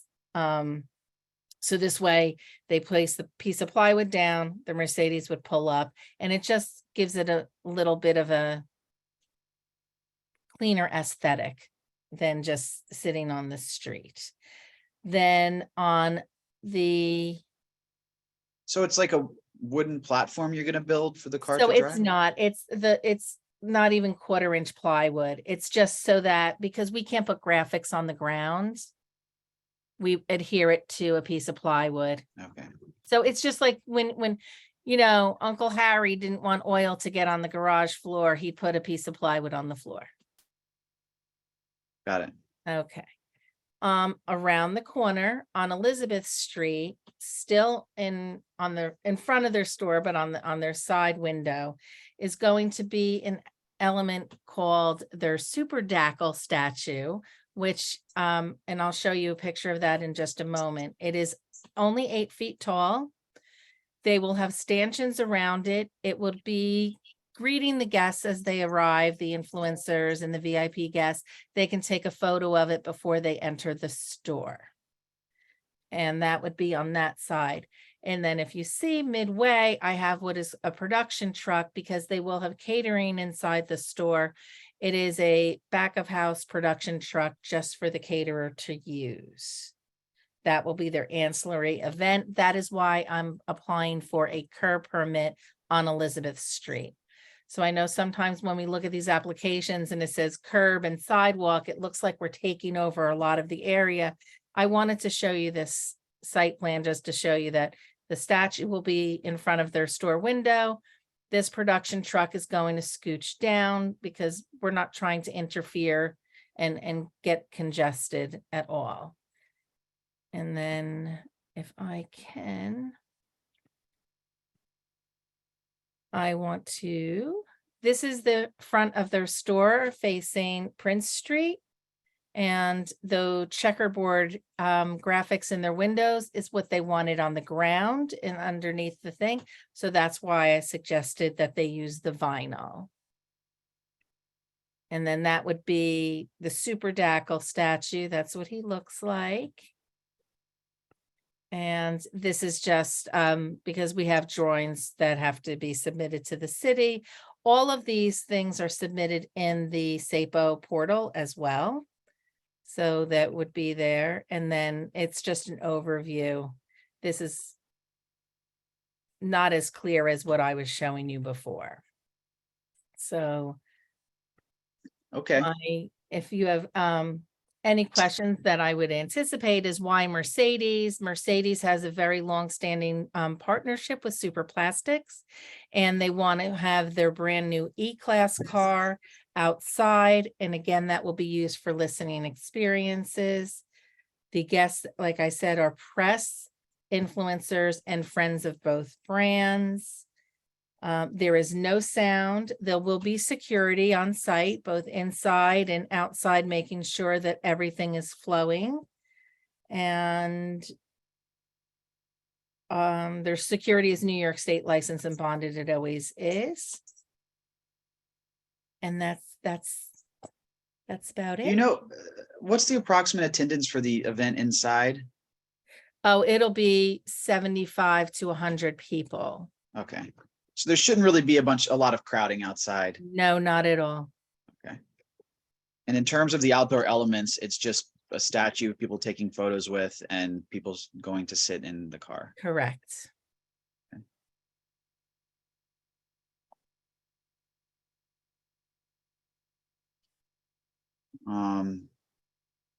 Okay, that seems pretty straightforward to me. Brian Pape. Yeah, thank you. All right, so it seems like this is a strictly private event. How are you going to sell tickets, or how? No ticket sales. It's just they're just curated guests. They've been vetted ahead of time, and they will, show up to the event. They will have their own. There'll be a guest list. So in order to get inside, it'll be a guest list. Is there anything else, Brian? I don't think so. Thanks. Okay. But I guess theoretically anybody can take a selfie with the Super Dactyl or whatever his name was. William, if you want a picture with that Super Dactyl, you let me know. You can do it. But yes, primarily it's for the VIP guests. But if it's, when there's most of the stuff is happening inside and someone wants to take a picture and throw a selfie on Instagram next to Super Dactyl, that they're more than welcome to. I mean, because we can't create private events outside on the public right of way. So, yeah. And just as a side note, so since April of 2020, I was on the SAPO CECM task force to reopen for special events. So our primary goal was to make sure that we were up and running and could handle all types of events moving forward during any sort of pandemic or any other situation. So anything that happens, and this is a very simple event, but even if it were to be a larger event, we know how to pivot at any given time. Great. Michael? Can you remind us again for one moment, how much of the sidewalk are you closing and how much of the curb lane? Oh, absolutely. So the curb lane will only be the curb lane, the length of a car. And it's only one Mercedes that's going to show up directly in front of the store. And I'm going to just get that. Let me see. It is 3.5 feet wide, the Super Dactyl. So it's 8 tall, 3.5 wide. So Elizabeth Street has a very narrow walkway to begin with. So this is right up flush against their store window. And it's basically photo op and keep moving. So there's no reason for any congestion to be there whatsoever. And we're not going to, we always leave 5 feet on the right of way for pedestrian traffic. Very good. Thank you. Good. Thank you. Carter? Thanks. Yeah, I think you had an event last year similar to this, and maybe it was the opening of the store, and it was pretty congested. And I think that the number that you'd cited is maybe the inside occupancy of the store, because people were kind of flowing through there. And I remember it specifically because I was walking around in the neighborhood and somebody had alerted me to it because there was an ice cream truck outside, was making a lot of noise, and there are people standing in the street and blocking everything off. So I'm just, it sounds like this is a little understated from what that event was. So Carter, last year. No, I appreciate that. So Carter, I did not do that event. So as an event producer, what happens a lot of times, I get clients through word of mouth, and I do not tell them they can do things that they can't do. I do not promote any guerrilla marketing whatsoever. Everything has to be done through the city, and I'm fully transparent with what goes on in the city. I have obviously I have a very good rapport with them with my years of experience, not just here in New York, but across the country. If I anticipate something going on, I'm about to do a huge event in Times Square that's a week long, and there is supposed to be no celebrities showing up. And if this were the same situation and you were that community board that I was handling, even though no celebrities will be standing up, I'm going to be on the world's largest stage, and those actors who are participating in this movie very well might show up. That would be the conversation I would have with you. But this is a very small invited guest list for this event. And if I anticipated it to be anything more than that, I would let you know, because they do want to do other events in the future. And they came to me because they felt as though I could give them the best path forward to making a very productive event. That's great. I mean, I know last year they did exactly the same type of thing. You may not have produced it, but they had invited people.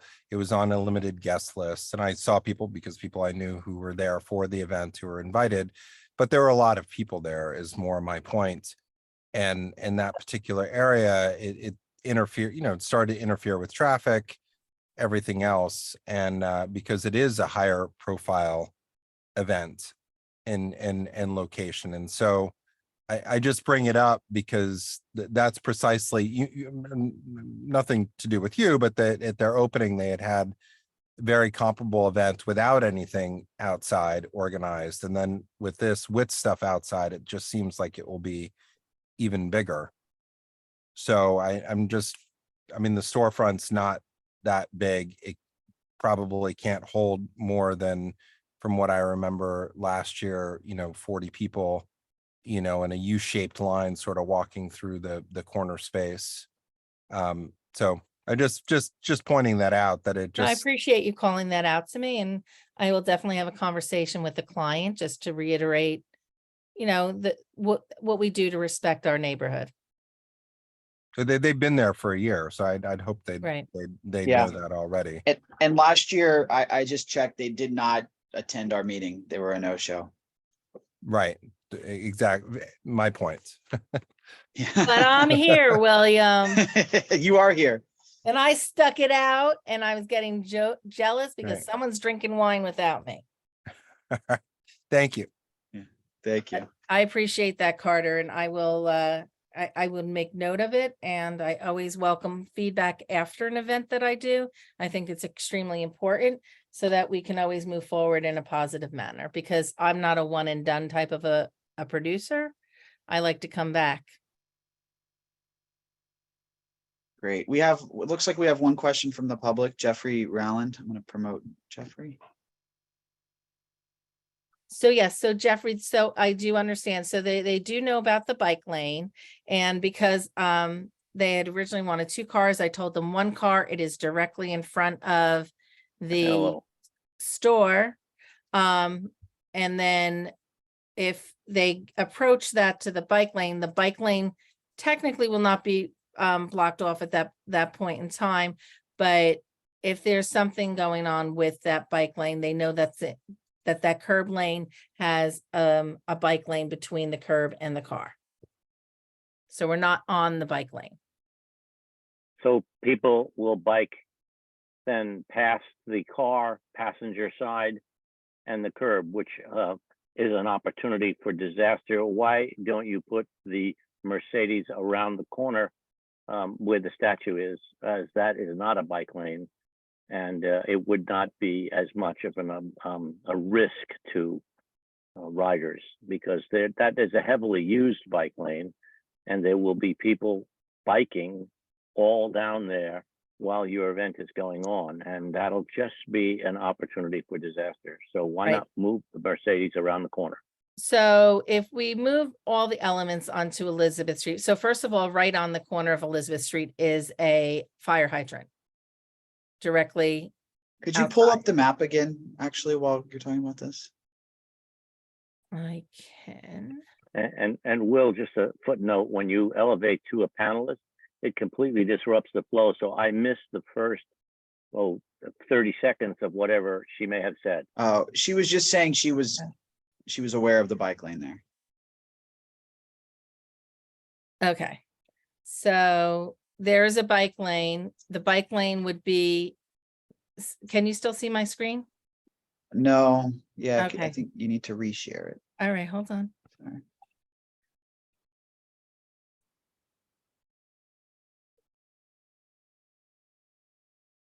Okay. So the bike lane, there's only going to be one car. And if anyone from that inside experience would like to go into the car, which is just a display car, they would be escorted out to the car. If there's anyone in the bike lane and it is a heavily used bike lane, then no one's going to be walking and like taking their chances about getting into the car. Everything's going to be done. We've got security on site. Those guests, it's only a one at a time person. It's not like there's a I'm line to less get in. concerned with the people using the Mercedes than I am with the bicyclists that may come by when someone decides to exit the Mercedes. And at that point, the door gets opened in front of them. And that is the disaster that I'm worried about.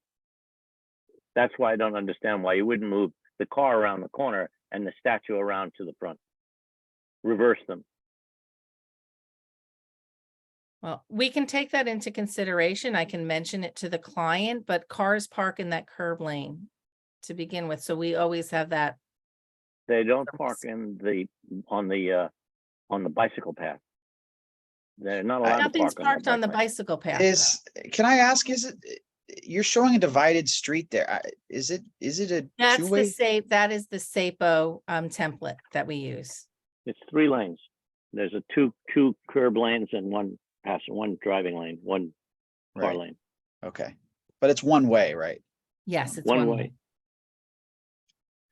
way. Yeah. And the bike lane is on the north side of Prince Street. Correct. Yeah. Yeah, I tend to agree that it would be better to switch those around if you could. Okay, I will mention that to the client. And then I guess, I'll email you. Yeah. Thank you. It's a No more similar questions. issue that we've seen with, when people put dining sheds in the curb lane and then people constantly are crossing them, and you have e-bikes and all kinds of micro mobility in addition to regular bikes going through there. So it can be quite chaotic. Right. It's not like this, that's not part of the main experience. It's really a display vehicle that's outside, and I deal with putting things in the curb lane up against a bike lane when we're loading in for production. That's something that we can't avoid, right? If we're moving in production. So I mean, obviously that same concern can come up where if I said I was doing a production truck there, that same concern would come up. If the Mercedes is not actually covering the bike lane, then it will be out into the one driving lane that remains, and that is not a terribly wide street. So then the regular traffic lane will be half blocked by the Mercedes that is sticking away from the curb, because the map that you have is not illustrative of the condition.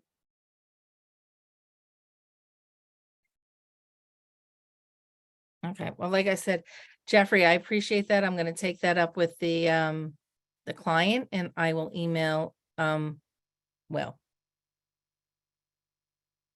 Thanks. Yeah, I think it's a fairly simple fix. If we just move things around. Carter? Yeah, I was just looking at the, the condition on on that intersection. I mean, that's a painted green bike lane. Yeah. Which is pretty heavily used. I don't personally take it right on that particular stretch, but I know if people are getting to the stretch 2 blocks down, it's fairly heavily used, and being up past the fire hydrant on Elizabeth, you wouldn't be in front of the store, but that's regular parking, or across the street on the south side of Elizabeth. But having stuff in a bike lane is, But nothing would be in the, okay. Yeah. I will talk. I guess I'm just not understanding, if it's not in the bike lane, where would it Right. be? Okay, It looks on Google Maps like the lane, unless things have changed, that the lane right adjacent to the bike lane is a driving lane and not a curb lane.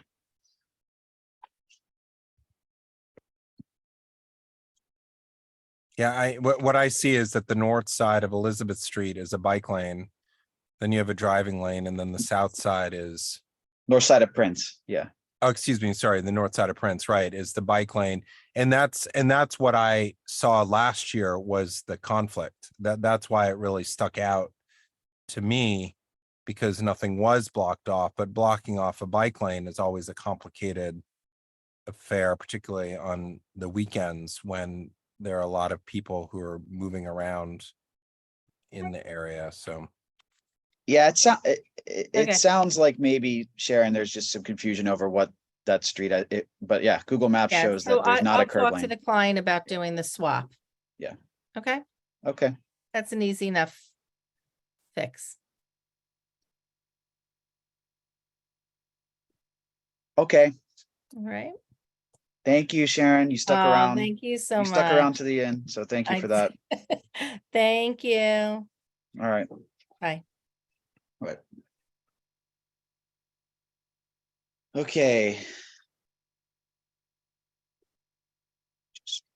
All right, so let's go into business session. Any other attendees that were here for a presentation? Raise your hand now. Okay.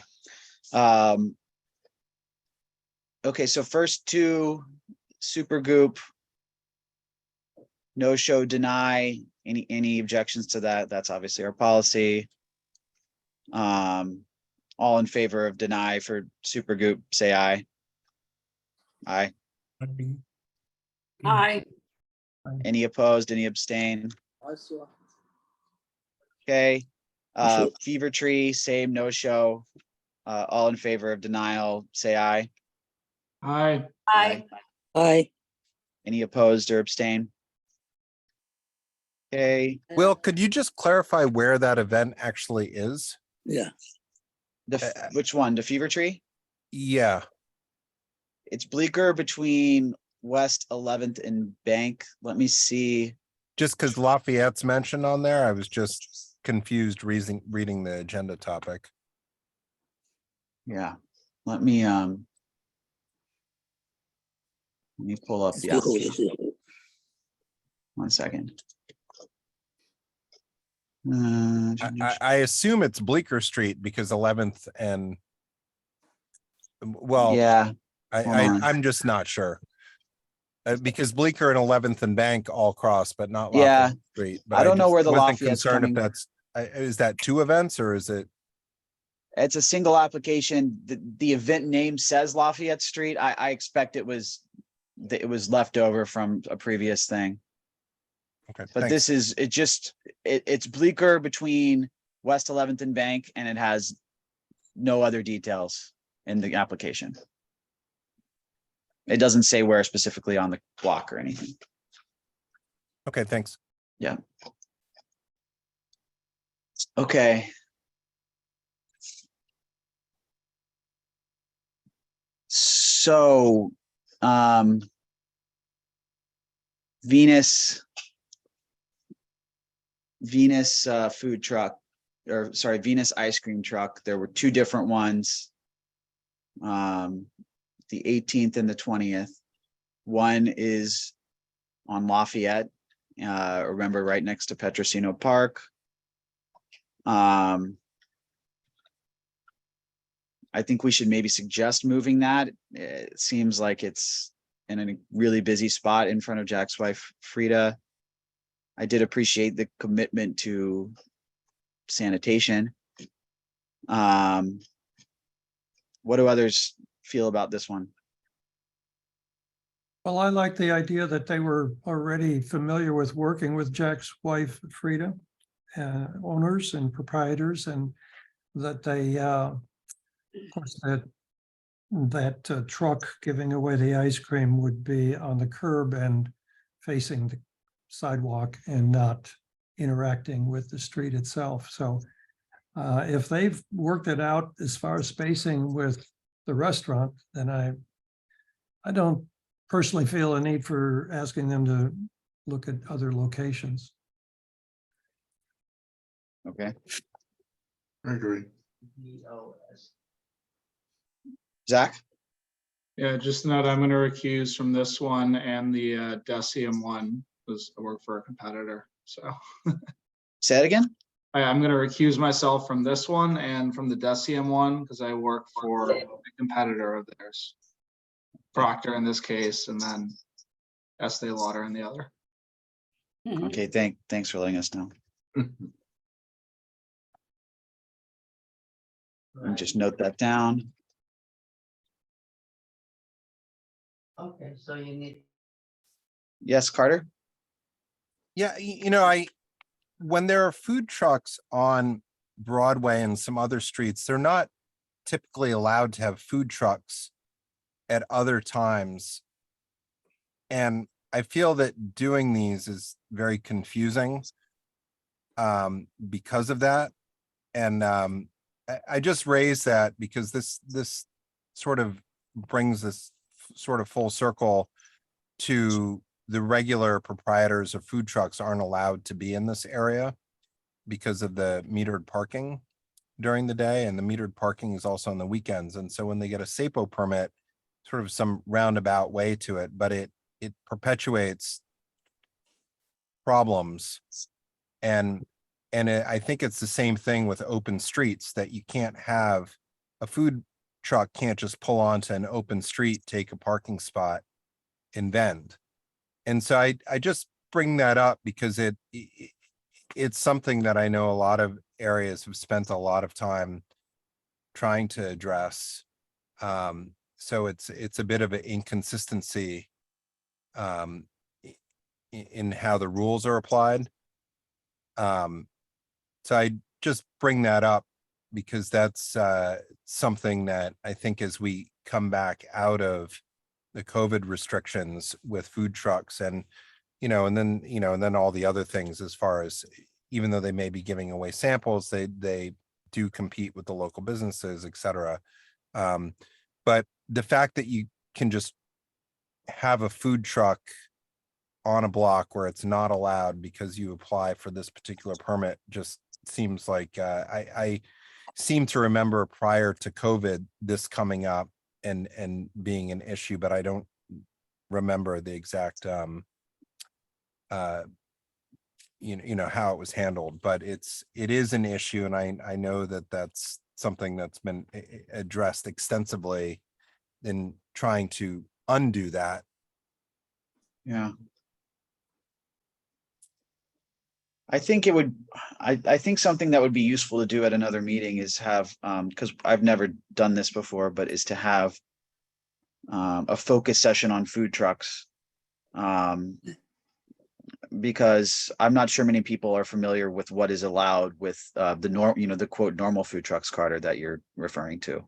Yeah, I remember that Bloomingdale's had an event, for example, and this committee had recommended against the food truck for whatever that event was in the past. And I forget all the details, but I know that a lot of time has been spent on this issue. And so I just raised that because I handing out food samples, et cetera, it creates a lot of confusion as far as what's allowed, what's not allowed.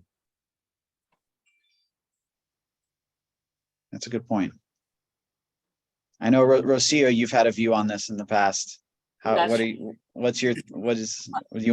you want to comment on that? Do you want to add in? A little bit, not too much, just the fact that it's just ice cream. So it's not so bad as if they were serving, a lot of food. And so it didn't bother me, let's put it that way. I don't generally like food trucks, as you all know. But... Yeah. I would like to have, to try to schedule a meeting and to put on the agenda in one of our meetings a more detailed look at what's allowed with food trucks in general, because I think that would be a really interesting topic, and then we can tie this into that. And could you make it food trucks in the roadbed and food carts on the sidewalk? It's a double. Yeah. I think that would be a really great agenda item. And as we don't get to hear of food trucks or food carts on the sidewalks. And they then just go and take over. They take over wherever they want. Whoever gets there earlier enough and stays there. And just the recommendation as well on Lafayette is that they not be in front of a location that has a sidewalk cafe, because inherently people end up lining up and there's an 8-foot clearance, and then that just ends up getting blocked. And if you've got promotional events, it's a one-off, so it's not always as organized. But I would just suggest that they be further down where there's not a business open to be in front of, because that's I very much applaud the model that Jack's wife Frida has taken, which is a much more European model to their seating, which is the tables with the seats on one side facing out to the street. But you kind of end up with a situation where the tables are abutted, may or may not be into that 8-foot lane, and then you have people lining up. But it just seems to me an inherent conflict, and they should probably be down the block a little bit. I think a few of the restaurants have closed there. I think there's a smoke shop there. I think Beau Cafe is closed. They're not going to be open, the spaces won't be activated with any sidewalk business activities. So it might be better off if they were moved down a little bit if it's just the truck. I agree with that. I would propose a resolution where it seems people are generally okay with this one, but I would include in the resolution that we're asking them to move down the block unless people disagree. No, you're right. Okay. Does anyone else have a comment on this? Should we vote?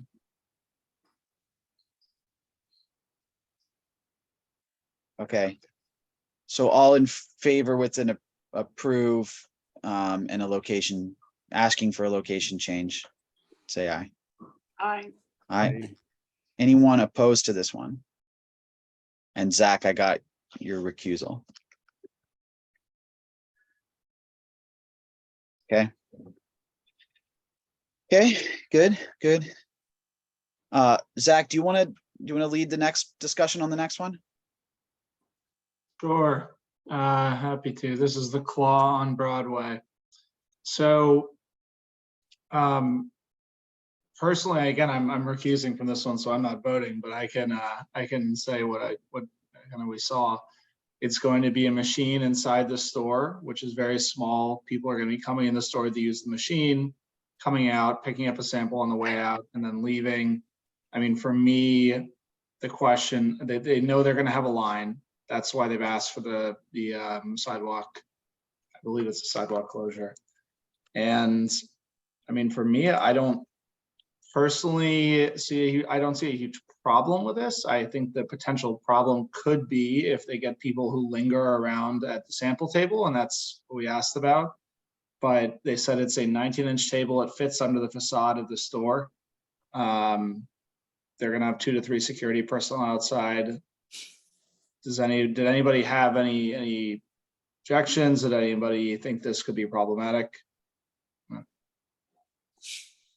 My thing with these kind of just like line applications are like, I generally appreciate that they come because I see so many lines outside of different events where they didn't come to us. So at least they're letting us know. It sounded like they had a good plan. They Yeah. weren't going to keep all the samples on site. They actually had a WeWork space a block away where they could bring in more samples as they needed. Just my thoughts. I was okay with this one too. And they said they would have security officers to help the flow Yes. of traffic. So Yes. we're not looking to see here any congestion. No, and they seem to have a pretty tight run of show. They said they'd done a rehearsal actually and timed it, so I think they have a pretty good plan there. Yeah. Thanks, Zach. I could I could take the next one too, which is Yeah, the, let's vote on this one. If anyone else have any other comments on this one? Okay, all in favor? Aye. Aye. Any opposed or abstain? abstain, recuse, sorry. Recuse. Yeah.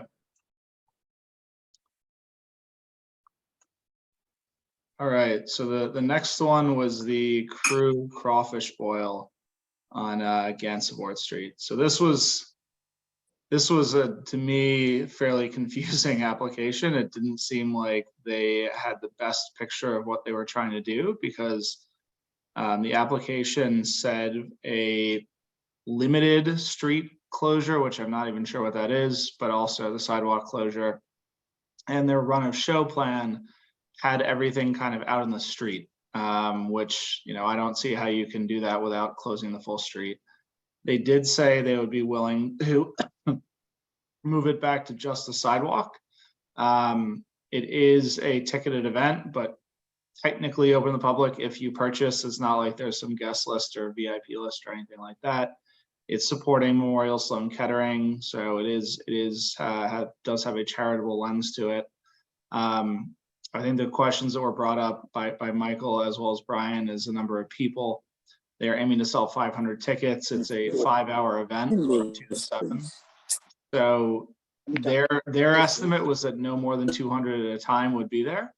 I think it's an open question whether that's true or not. They're going to have security. They're going to have a cleaning crew. They're going to have, they said it wasn't confirmed yet, but a brass band or a string or acoustic band. So not amplified, but there will be music. So I think, to me, that the questions that were raised that I think were most interesting is both whether it's going to be a full street closure, whether they can fit on the sidewalk, and whether 500 tickets is too many and the crowd's going to be too large. So I guess what are other people's thoughts? I want to open up. When? Yeah, it seems like they don't really know what they want to do. They just want to have an outdoor crawfish party with an open bar and unlimited food. And the idea of, even if it's not 500 but 200 people is a lot of people. And I'm opposed to this. It's just like they don't really have enough planned and know what's going on.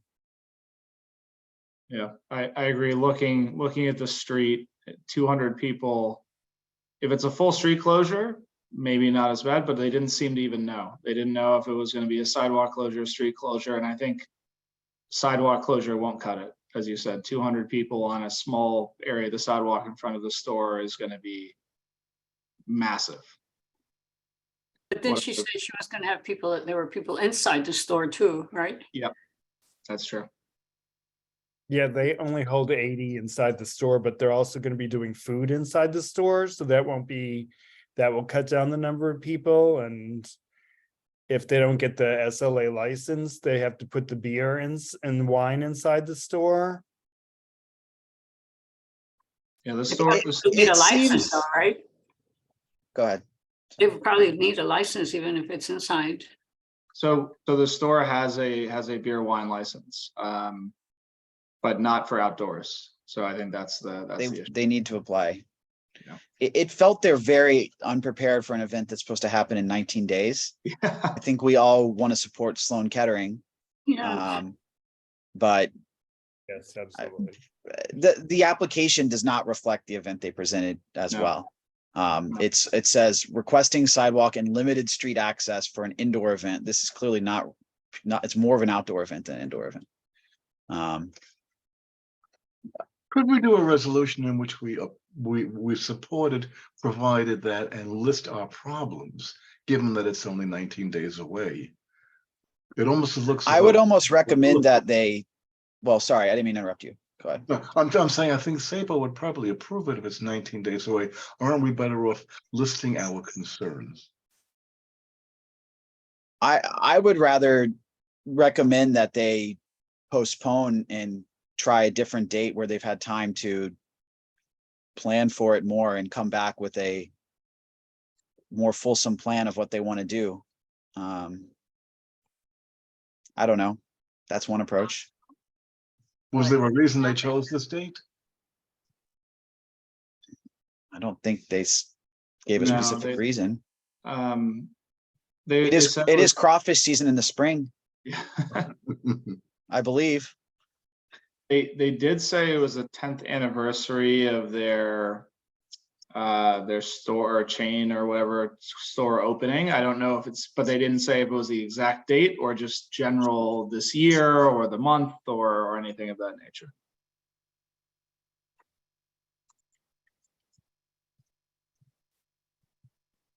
And our board meeting is on the 18th. So depending on how we vote on it, it's 2 days after. Yeah. So I don't know. This is going to be a little bit of a disaster, I think, because they don't know what they're doing. Yeah. I would maybe, to the point, I mean, it just seemed like they were so disorganized in terms of what they wanted, what they needed. Maybe a resolution that would say ask for a proposal or a list. Because I don't think they're going to solve these things in 18 or 19 days. This is the issue also when you apply for an event that doesn't I mean, they applied for a street event small. That's a 75 to 199. I don't think that's accurate. That allowed them to submit the application on April 20th, exactly 30 days before. So we're back to the usual issue when people do a street event small for something that's clearly not a small street event. We have so little time to review it. Like this was submitted on April 20th. So that's 1 month and that's a lot of planning and stuff to do in a month. William, do you think you could reach out to them and tell them about what our concerns are and potentially have them make adjustments to this particular application so that it reflects what they actually said? And maybe it should be a whole street closure. But they don't want to pay the money, probably. I don't know. Yeah, so I would say something similar to that. I would, as you suggested, will recommend they postpone so that they can organize and plan for the attendance that they really are hoping for, which needs much more planning, much more concise layouts, concise security and everything else that goes along with it. By the way, there was mention of a celebrity being there. And so that's going to draw people. I just think that it's similar to our Museum of Cannabis event. That I don't see them as necessarily malicious. It seems like they just don't really know what they're doing and how the process works. So I don't think we should be approving it at this point. All right. Carter? Yeah, just contextually, they've also applied for a beer and wine license in their eyeglass store as sort of one of these hybrid stores. It's I think it may have been temporarily issued, but if you look at the location, it's not very wide in front. So, and it's right next to, you have an outdoor structure for common ground, which is right next door, so that takes up the curb lane.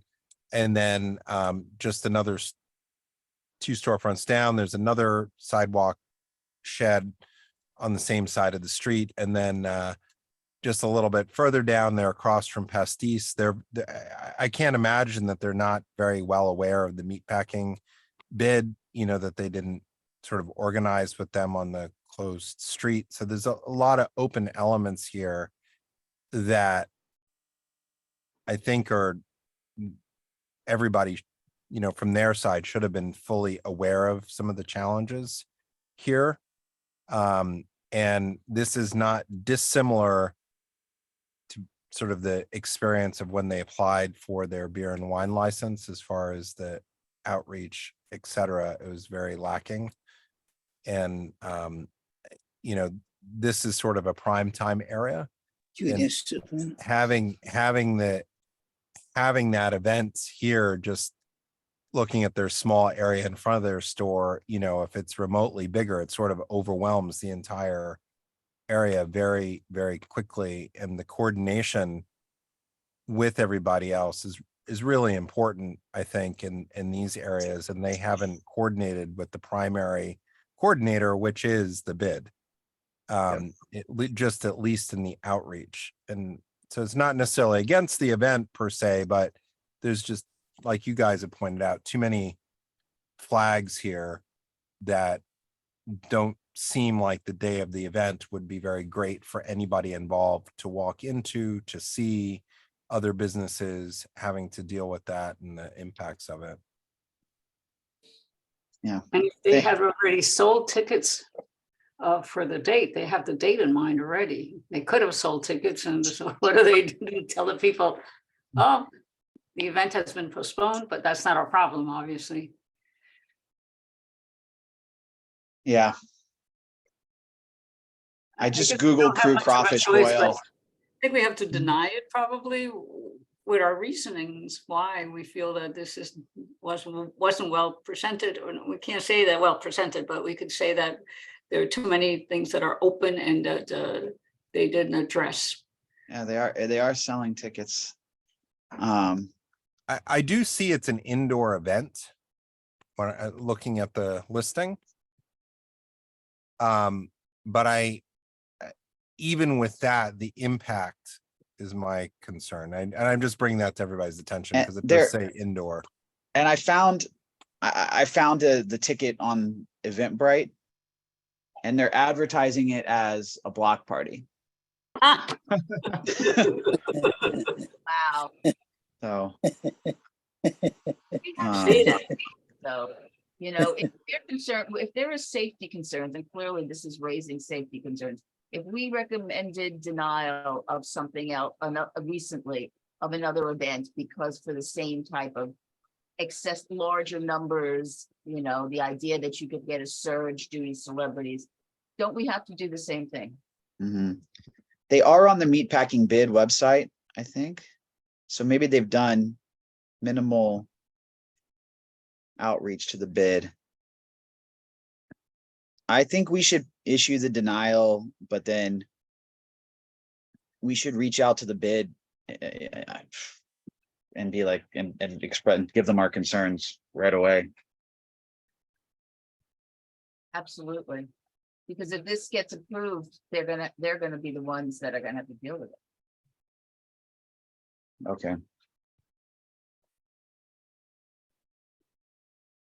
So it's a deny. Are people okay with the deny and a suggestion that they postpone the event Absolutely. and come back better prepared?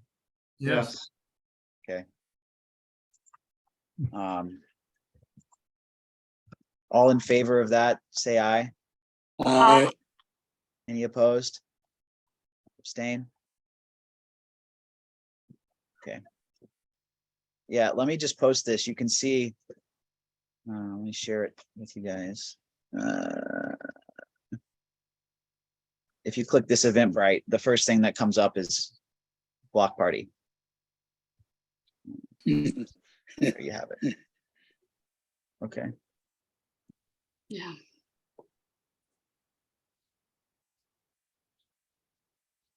All right, let's move on.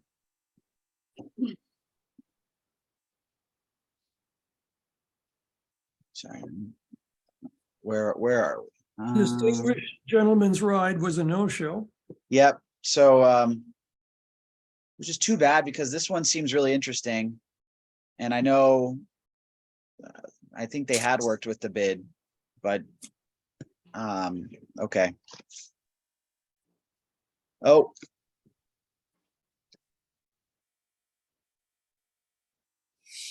Okay, well, now they've showed up. What? I don't know what the right procedure is here, Susan, but they are here now. Well, it's your call. I mean, we're in business session that, you know, you could say, you can, it's your call. I would like to hear from them since they're here.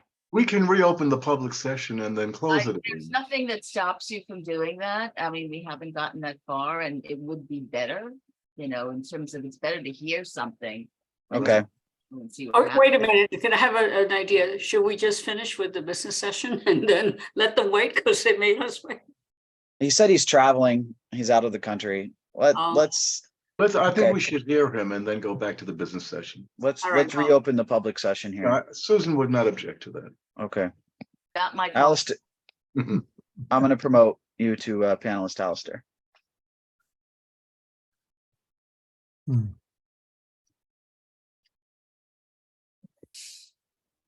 Hello. Can you hear me? Yes. Hello. Hi there. I apologize for well, I guess changing meeting from business back to public. I am traveling. I actually spoke to Florence about this. She said these meetings go on for 3 or 4 hours, and if I could join, that would be great. So apparently she is not wrong about that.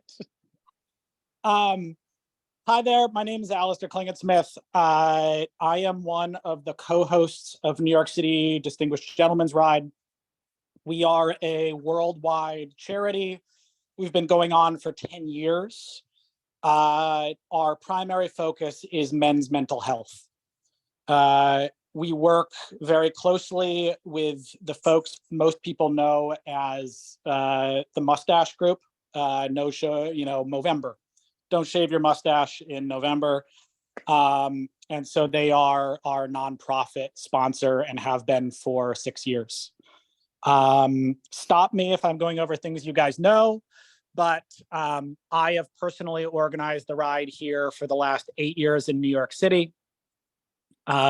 Essentially, we are an organization that around the world, all on the same day, May 21st this year, there are upwards of 1,000 rides around the world on the same day in 90 plus countries.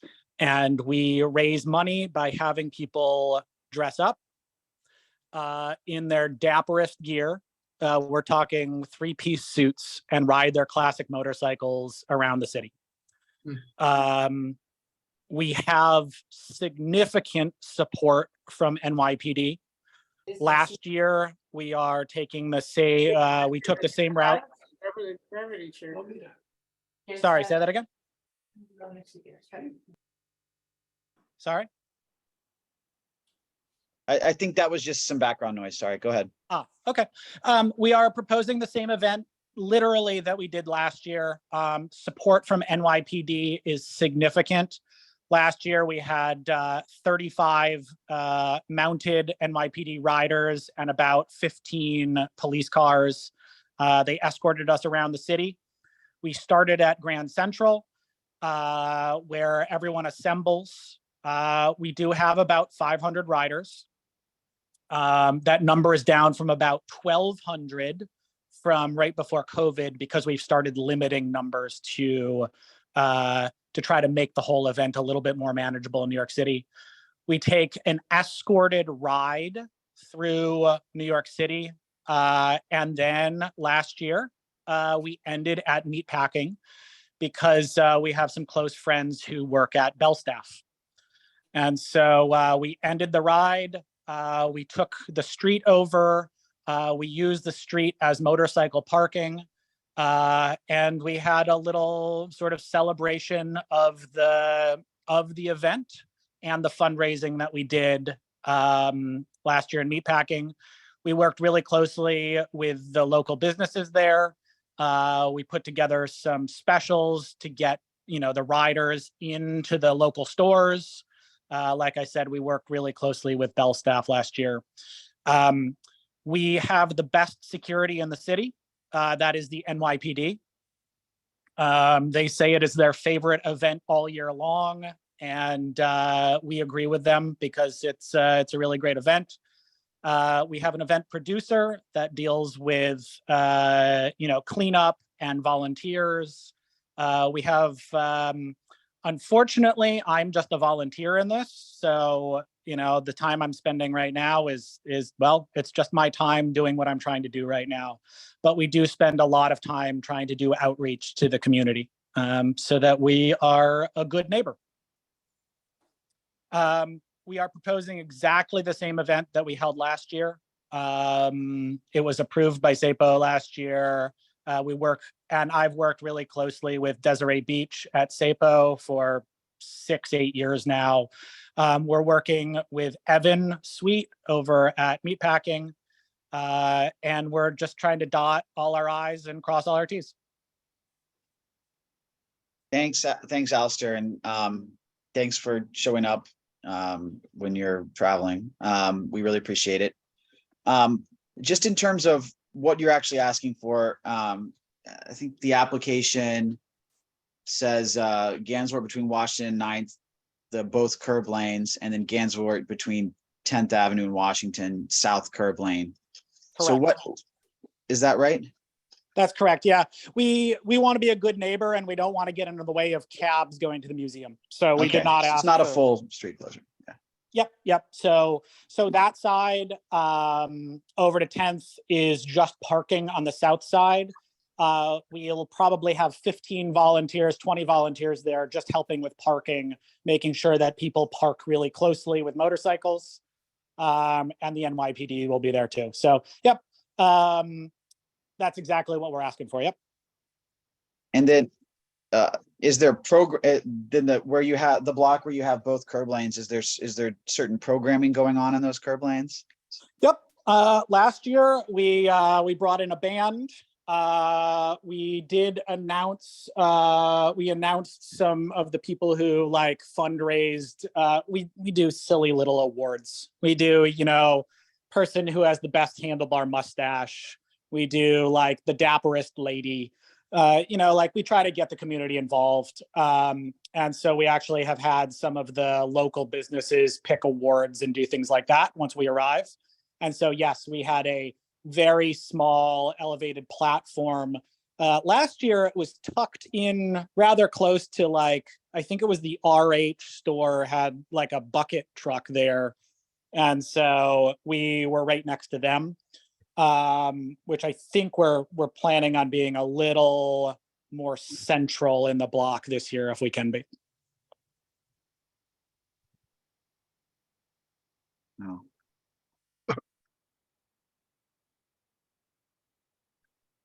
How much did you guys raise last year? Last year, we actually didn't quite hit our goal. I think we raised about $215,000. Worldwide, we're coming in on, every year I think we're in the $2 or $3 million range. Which is why we're not averse to paying the full street closure and working with Desiree with that. But you're doing just the curb lane? Yes. Desiree wanted us to submit the application for just the curb lane, exactly like we did last year. And okay, I just want to okay. So it's just a curb lane. There's an open in the middle of the street. There's still traffic flowing. There is still traffic. One of the things that we've been told by the NYPD is that with so many motorcycles, we want a fire truck to be able to access the street. And so we do everything that we can to do everything NYPD tells us to.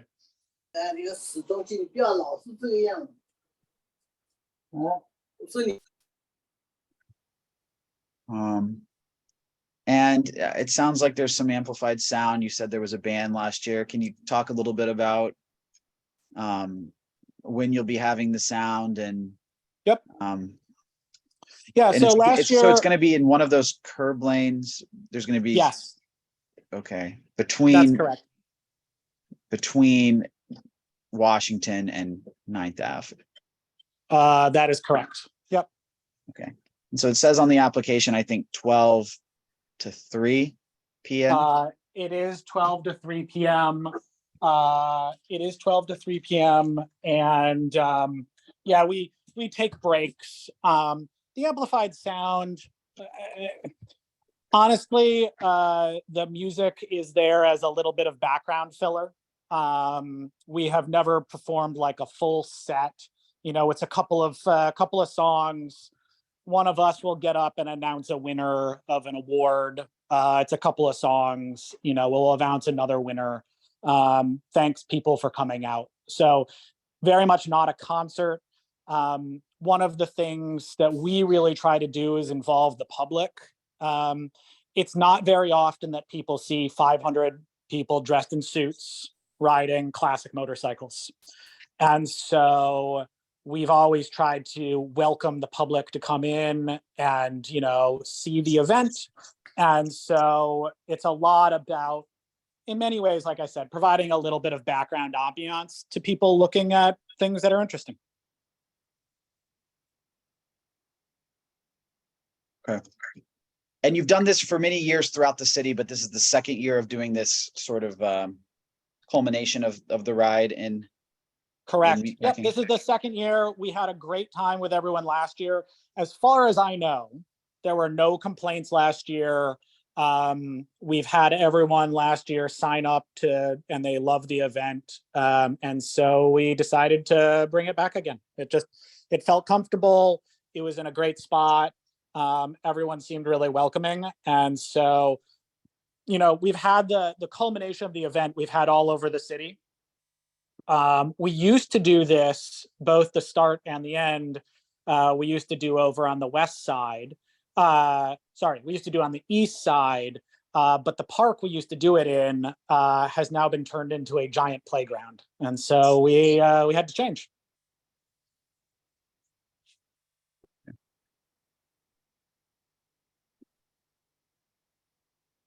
Okay.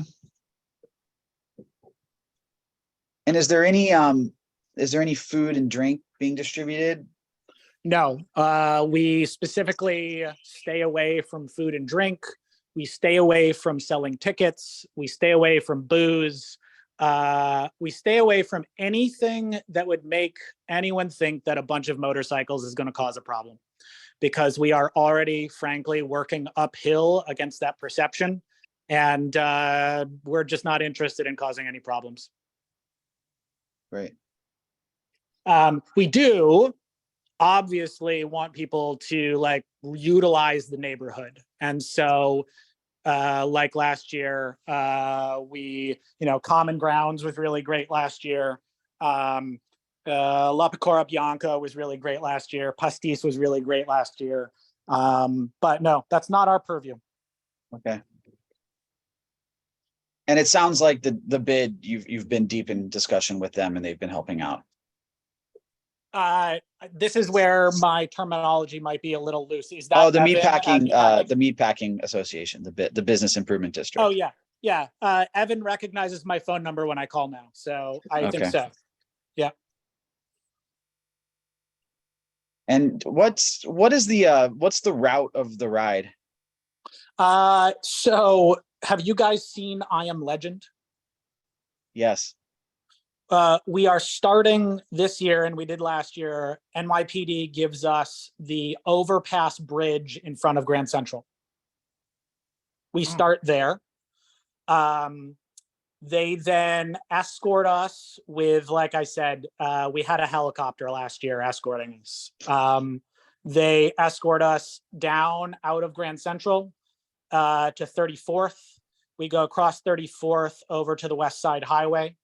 We go up the West Side Highway all the way and up and around the north tip of the city, back down around the East Side Highway, We cross over 2 bridges through Brooklyn.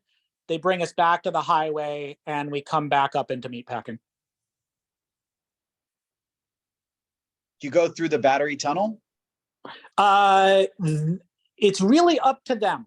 Last year we did, but I'm fortunate enough to have a really close relationship with NYPD Highway now because of this ride. And we essentially tell them where we want to start and stop, and they tell us where they want to take us. So when when they give you all the support in the world and they say, this year we're going to take the Manhattan rather than the Brooklyn Bridge, you just nod and smile. Okay. So, okay, interesting. So last year you came up at the end out of the Battery Tunnel, up the west side, and then into the Meatpacking. Exactly. Yeah, we actually, I think last year they actually, because of some traffic that was happening, they took us up Greenwich Street. Okay. Does anyone have any other questions? All right.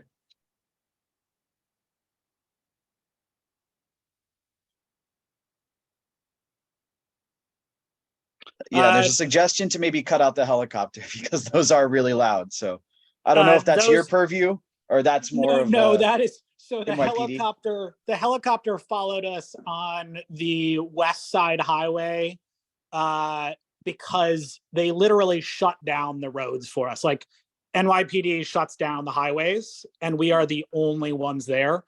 And so they do what's called outriding, is that as we move along, they shut down exits on the highway so that we're safe. The helicopter came nowhere near Meatpacking last year. Okay. I mean, I'd have to admit it would be pretty cool if it did, but I get what you're saying. Yeah. All right. Any other questions? Okay. Thanks for showing up, Alistair. Thanks for letting me say my piece. Okay. All right, let's go back to business session. I want to go through the agenda as we heard it, so we'll come back to this one at the end. Do you need me to No, you feel free to drop off. Okay, thank you. Okay, let's do the retirement block party. That was, I think, the next one. This one I think is a very, I really like this event. It's a good local event. It's not commercial, community oriented. They've spoken already to local businesses. They've said they're willing to speak to 270 Lafayette and other residents. So we should just make sure we get them in touch with the right people there. But I think this is a good event. What do others think? Agreed. And it's an excellent honoree. The retiring executive director. Excellent choice. Great. Carter? Yeah, I was just going to say, the NYPD's involvement in applications, not to speak to this application directly, happens after Community Board 2 and after SAPO's approval.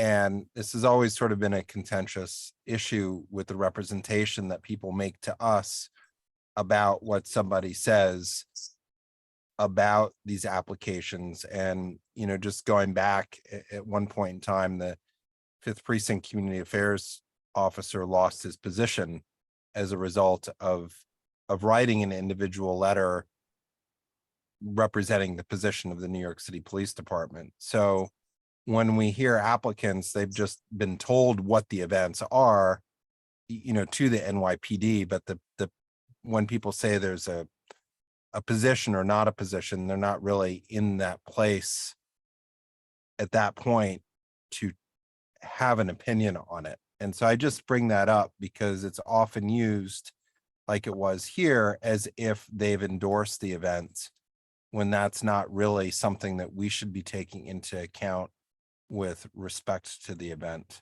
And that was something that I really came to learn the order of procedure through the Museum of Cannabis application. And so I just bring that up because it's important for people to realize, in just because there's a conversation and there's no problems, it's not an endorsement officially that we should be taking on. And over time, this has come up, you know, and I just bring that up because there is an official procedure for people to go through in reviewing the applications. But we heard it a few times tonight, and so I just reminding everybody of that. Thanks. Thanks, Carter. That's a good point. Okay, any other thoughts on this specific event? Okay. All in favor, say aye. Aye. Aye. Any opposed, abstain? Okay. Great.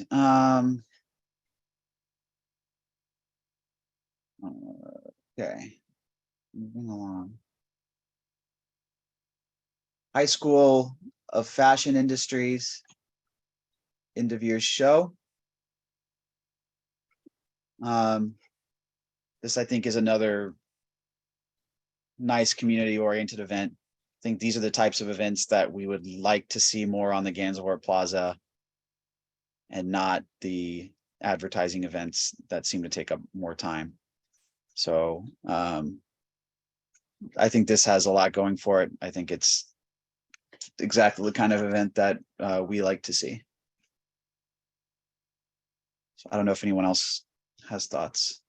I agree. Agree. Very short duration, and it leaves plenty of room for the public to circulate around. You know, it's nice to see our public space being used for this kind of purpose, Right. you know, for our own kids. Yeah. It encourages appropriate use of the plaza. That's right. 100%. Yep. Any other questions or comments on this one? Okay. All in favor? Aye. Say aye. Aye. Any opposed, abstain? Okay.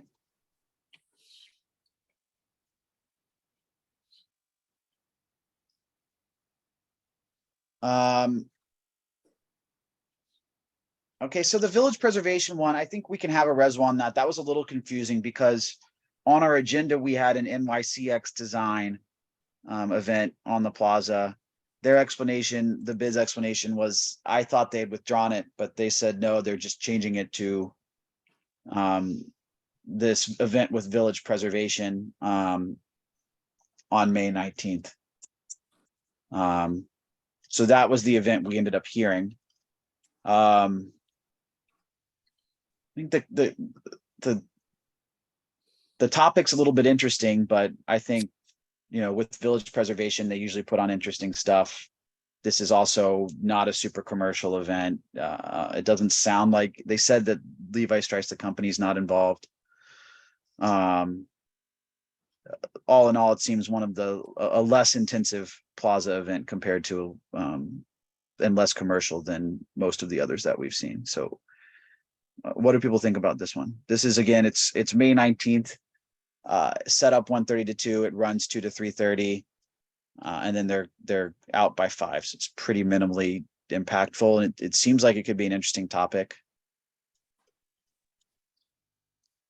Any thoughts? You say it's sort of a substitute for the NYC by Design, but the NYC by Design or NY by Design was from the 11th to the 23rd. Whereas this village preservation program is 2 to 4 in the afternoon of one day. Yeah.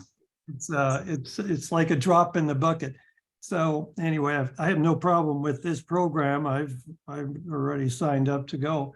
And so I think we have the leeway to go ahead and do a reso, and you know, it's be interesting to see what NYC by Design is going to be doing. Anyway, so that's it. I'm in support. I don't have any problems with this. I think it's also a good use of the plaza. Okay, any other comments or questions on this? All in favor, say aye. Aye. All opposed, abstain. Okay. Great. Bank Street Block Party was a no-show. So that would be unanimous deny. All in favor of that, say aye. Aye. Aye. Any opposed or abstain? Okay. Mulberry event, no show. Unanimous, that would be deny. All in favor of deny, say aye. Aye. Any opposed or abstain? Okay. Textures, they're laying it over. They'll come back later, so I don't think we need to vote on that. Or maybe, I think we do usually vote, I guess, on layovers. So is everyone okay with that? Say aye. Aye. Aye. Oppose or abstain? We'll come back. Okay, so Folsom Street. So this one, if people remember last year, took up a huge amount of our time. So those of us that were on the committee, I think, got pretty familiar with it last year. This event had been in Chelsea for many years. They moved it down to the Village. There was one or two residents, I think, who were very opposed to it. We ended up approving it last year. I didn't hear anything after in terms of major issues with it.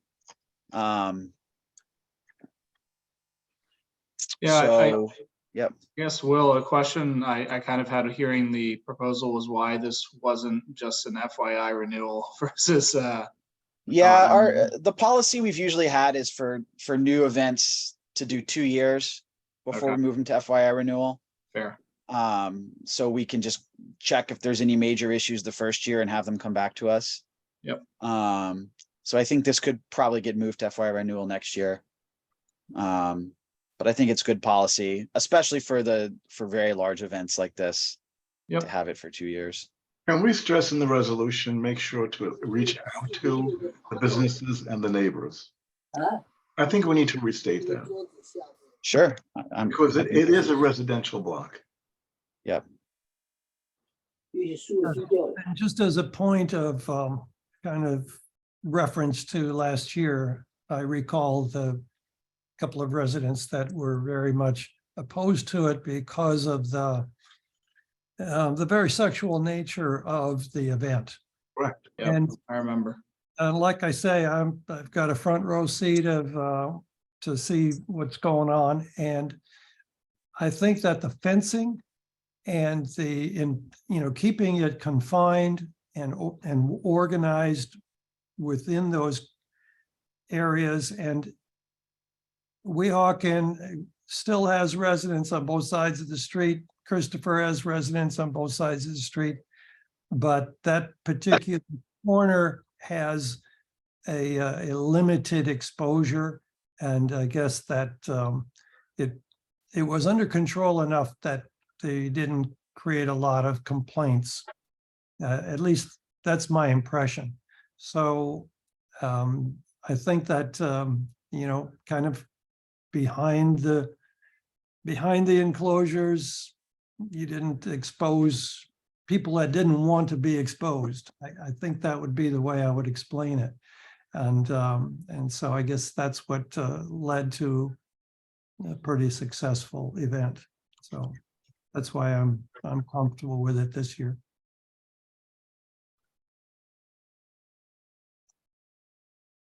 Okay. Yeah, thanks, Brian. That's really good to have that insight from you.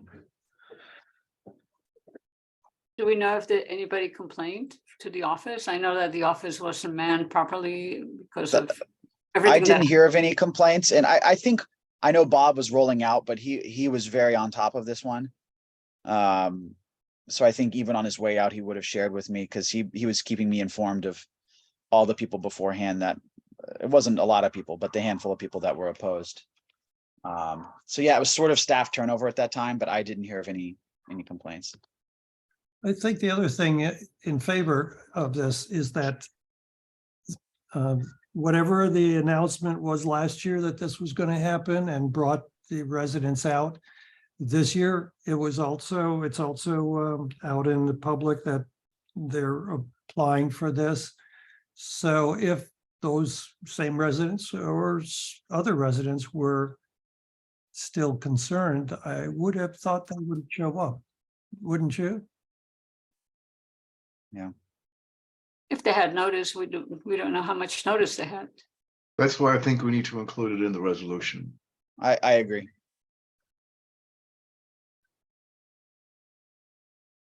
Yeah, we put these on the website last week, but I don't know how often everyone's checking. Okay. Okay. Any other comments on this one? Okay, all in favor, say aye. Aye. And we'll include that about strongly saying they need to do, extensive outreach as they did last year. Any opposed, abstain? Okay.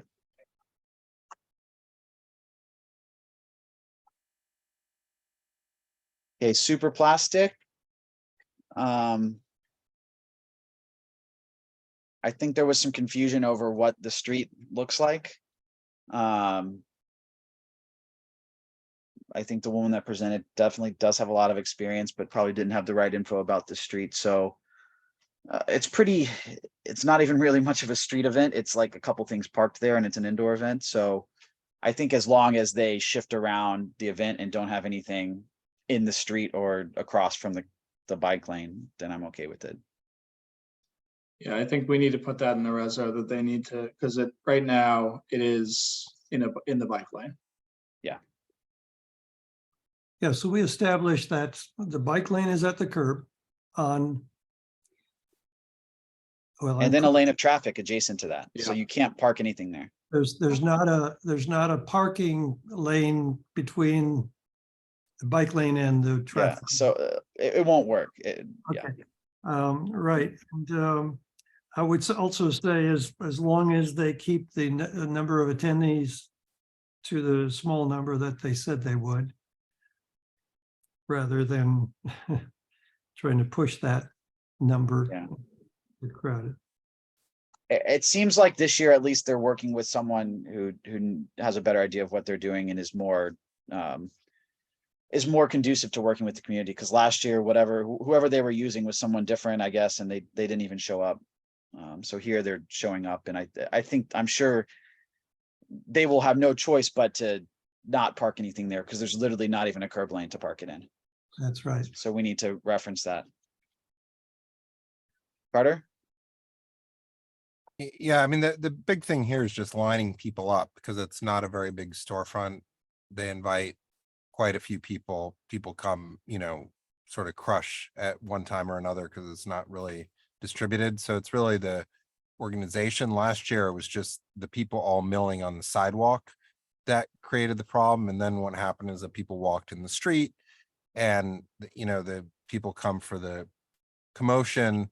And having the car, if it's blasting music or something else, is sort of the other part that we didn't really address with the applicant. But that's what I'd gotten a call from one of the local residents about a music or like an ice cream truck or something equivalent that they felt was associated with this event last year. I don't know if that was true or not, but it happened to conveniently pull up right outside and, was there during that time. So a lot of it is just keeping that sidewalk in order because it's not that big and the streets aren't big. And that's sort of the whole issue here and with the bike lane. And that's what I observed, just watching it last year. And, is the bike lane closed? Is it not? It just, as you guys all know, with the bike lanes, it just creates a bit of an issue if you close it or you leave it open. Either way, it's an issue, right? Because the bikers either don't have somewhere to go or they do. It's right next to a crowded sidewalk. I believe they have 2 storefronts if you've ever been over They're on Spring Street, sort of one where you can view things, and then they have the corner spot where they have people going in and out. So the biggest thing is that it's organized so that people can move around there. But I don't know if you can corral their guests in such a way that they won't stand around if they're not in line. But this is the issue with all these events. Yeah. You know, when they're coming to us, is how do you keep it so people don't step into the roadway? And particularly in this case where you have a bike lane right there. And that's why this stuck out in my mind last year, was because of that. So yeah.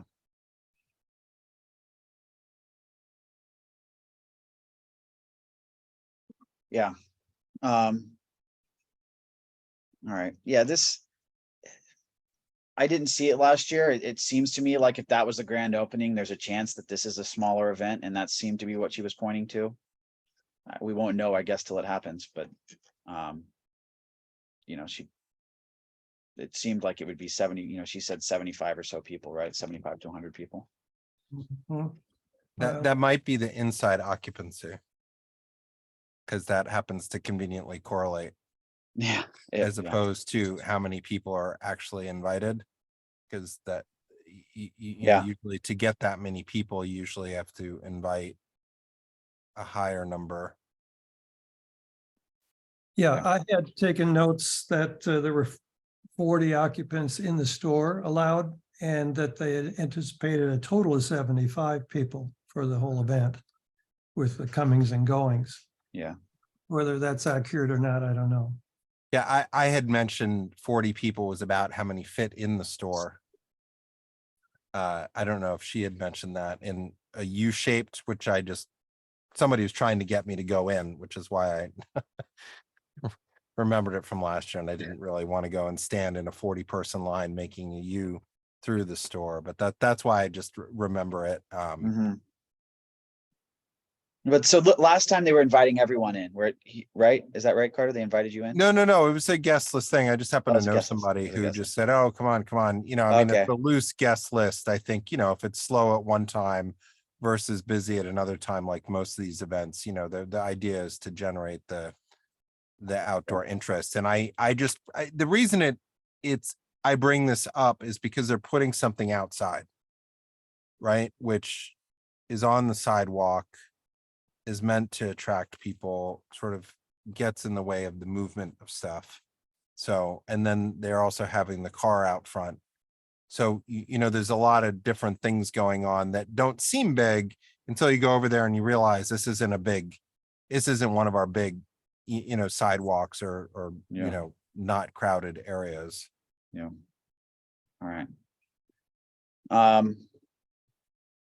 In this case, I think my view is I'm willing to give them a benefit of the doubt since it's a new producer. There's really, again, not much happening on the sidewalk. The issue is crowding. Same with the people that do lines. So I would note our concerns in the resolution, but I think I would be okay with this one. But I'm happy to hear if people disagree. I agree. And then if it's a problem again for a second year, then we sort of know that it's a problem, you know, becoming a problem actor. So does anyone have a different view? No. Okay. All right. So all in favor here of noting concerns with approval, say aye. Aye. Okay. Any opposed? Abstain?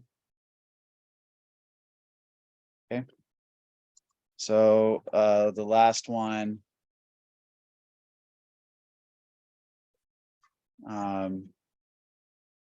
Distinguished gentleman, I think. Yeah, back to distinguished gentleman. Yeah. So this one was interesting. They did it last year. It was approved by SAPO. We did not see their application in our committee last year, so it's kind of interesting. So that's why I invited them back, because they wanted to be an FYI, but we never actually heard from them the first time. I mean, this is a citywide event. It's a huge event. There's a lot of NYPD participation. It seems like the event is definitely happening. I'm not sure it's going to be contingent on our, I'm not sure this one's going to be contingent on our Approval. approval here, but I'm glad that he presented to us.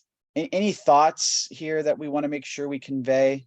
It's less about our approval than maybe pointing out specific things that they can do in terms of maybe this is this specific street to avoid or something of that nature. I mean, they've been working with meatpacking. It seems like they're pretty experienced. They've been talking to the right people. My only concern, I guess, is going to be well, my biggest concern is if they're closing both curb lanes along Gansevoort.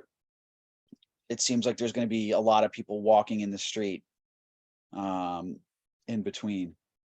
So I'm not sure the best way to address that, but I didn't see the event last year, so I'm wondering kind of how it went last year. Why do they say they need to close both curb lanes? It sounds like they're going to have some things set up on both sides, like a stage on one side, maybe some chairs and tables on the other side. So they're setting up actual, part of the programming is going to be in the curb lanes. Both. It seems like, it seems like this would almost be better just to close the block with an emergency lane. Right. Well, listen, if you've been to any of these motorcycle rallies and so forth, or impromptu rides anywhere in the country, and the number of motorcyclists that you're going to have congregating in one place, they're coming from this ride, they're off the street, they're going to park their motorcycles and they're going to cover both sides of the street all the way down for those 2 blocks, all the way from 9th Avenue to 10th Avenue.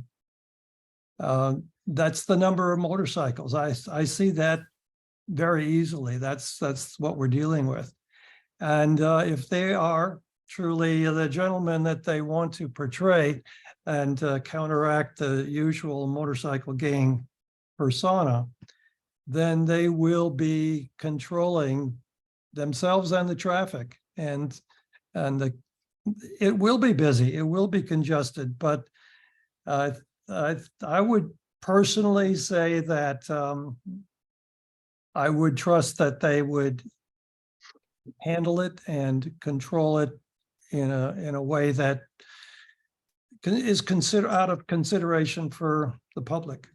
So I would approve it. I would vote for it. We want to suggest that they just do a street closure rather than the two curb lanes thing's kind of weird to me. Yeah, I would say it seems like it's going to become a de facto street closure. Yes, it becomes a de facto, whether we choose that or not. I agree. Carter?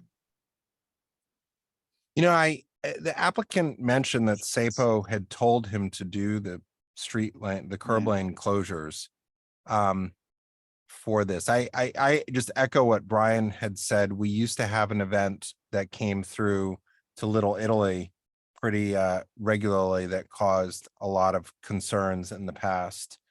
And this seems like a good space to do it. I think at that time, I mean, Gansevoort's a closed street, I believe, that's starting at 2 p.m. I don't know if that's the same time on the weekends. So it's this seems to be that the streets maybe already closed, right? And I don't have I put the link in the chat earlier for whatever the link to the Manhattan closed streets are, but I believe that it's already closed. So this seems like an arranged way that they are paying for a permit, that they can do the parking. It's not a full street closure, that they're able to still memorialize their use of the space. I know that the NYPD regularly escorts these larger motorcycle events because it's a safety factor when you have a few hundred motorcycles moving through the city. And I think that this coordination is good. And the fact that they're coming to us to discuss it, I think, if we have any ideas on making it better, it's good to add them. But, you know, just to what Brian was saying, these are classic motorcycles. This is, you know, sort of the more of the vintage bikes, probably a lot. I mean, from just looking quickly at their website, a lot more of the English bikes, the smaller motorcycles. Not that it's limited to that, right? But you know, I think this is something that people look to be well behaved. I do appreciate, given the uproars that we've had in the past with that other event, that this seems to be, you know, they're trying to find the right place to do it. It's right off the West Side Highway, you know, to some extent, or coming up on the avenues, but I don't know if anybody else on the committee who's been on it a long time remembers the other event I'm talking about. But I just, this it's nice to hear this, that they're doing it this way and coming to us in advance. Yeah. I even like the name of the event, Distinguished Gentleman's Ride. How could we go wrong? Yeah, it's on, so this is the 21st. What day of the week is that? A Sunday. Sunday. Yeah, so it looks like the open street is from 12 to 10. So yeah, it looks like the street will be closed anyway, even though they're only doing the curb line. We can note that in the resolution.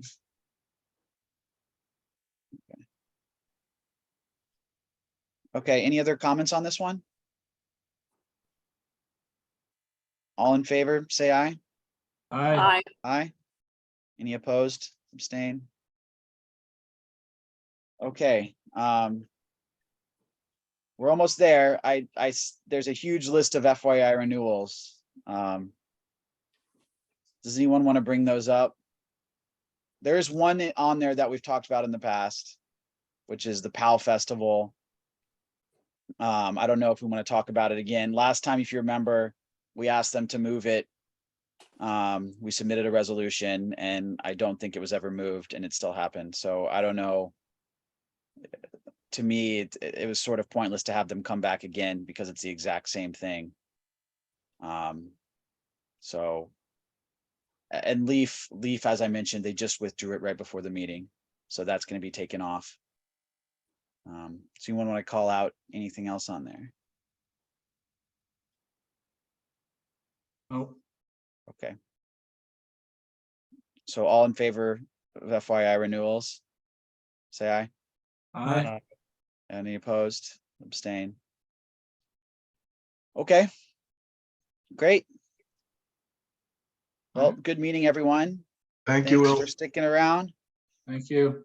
We've got some important stuff coming up soon, so stay tuned for that.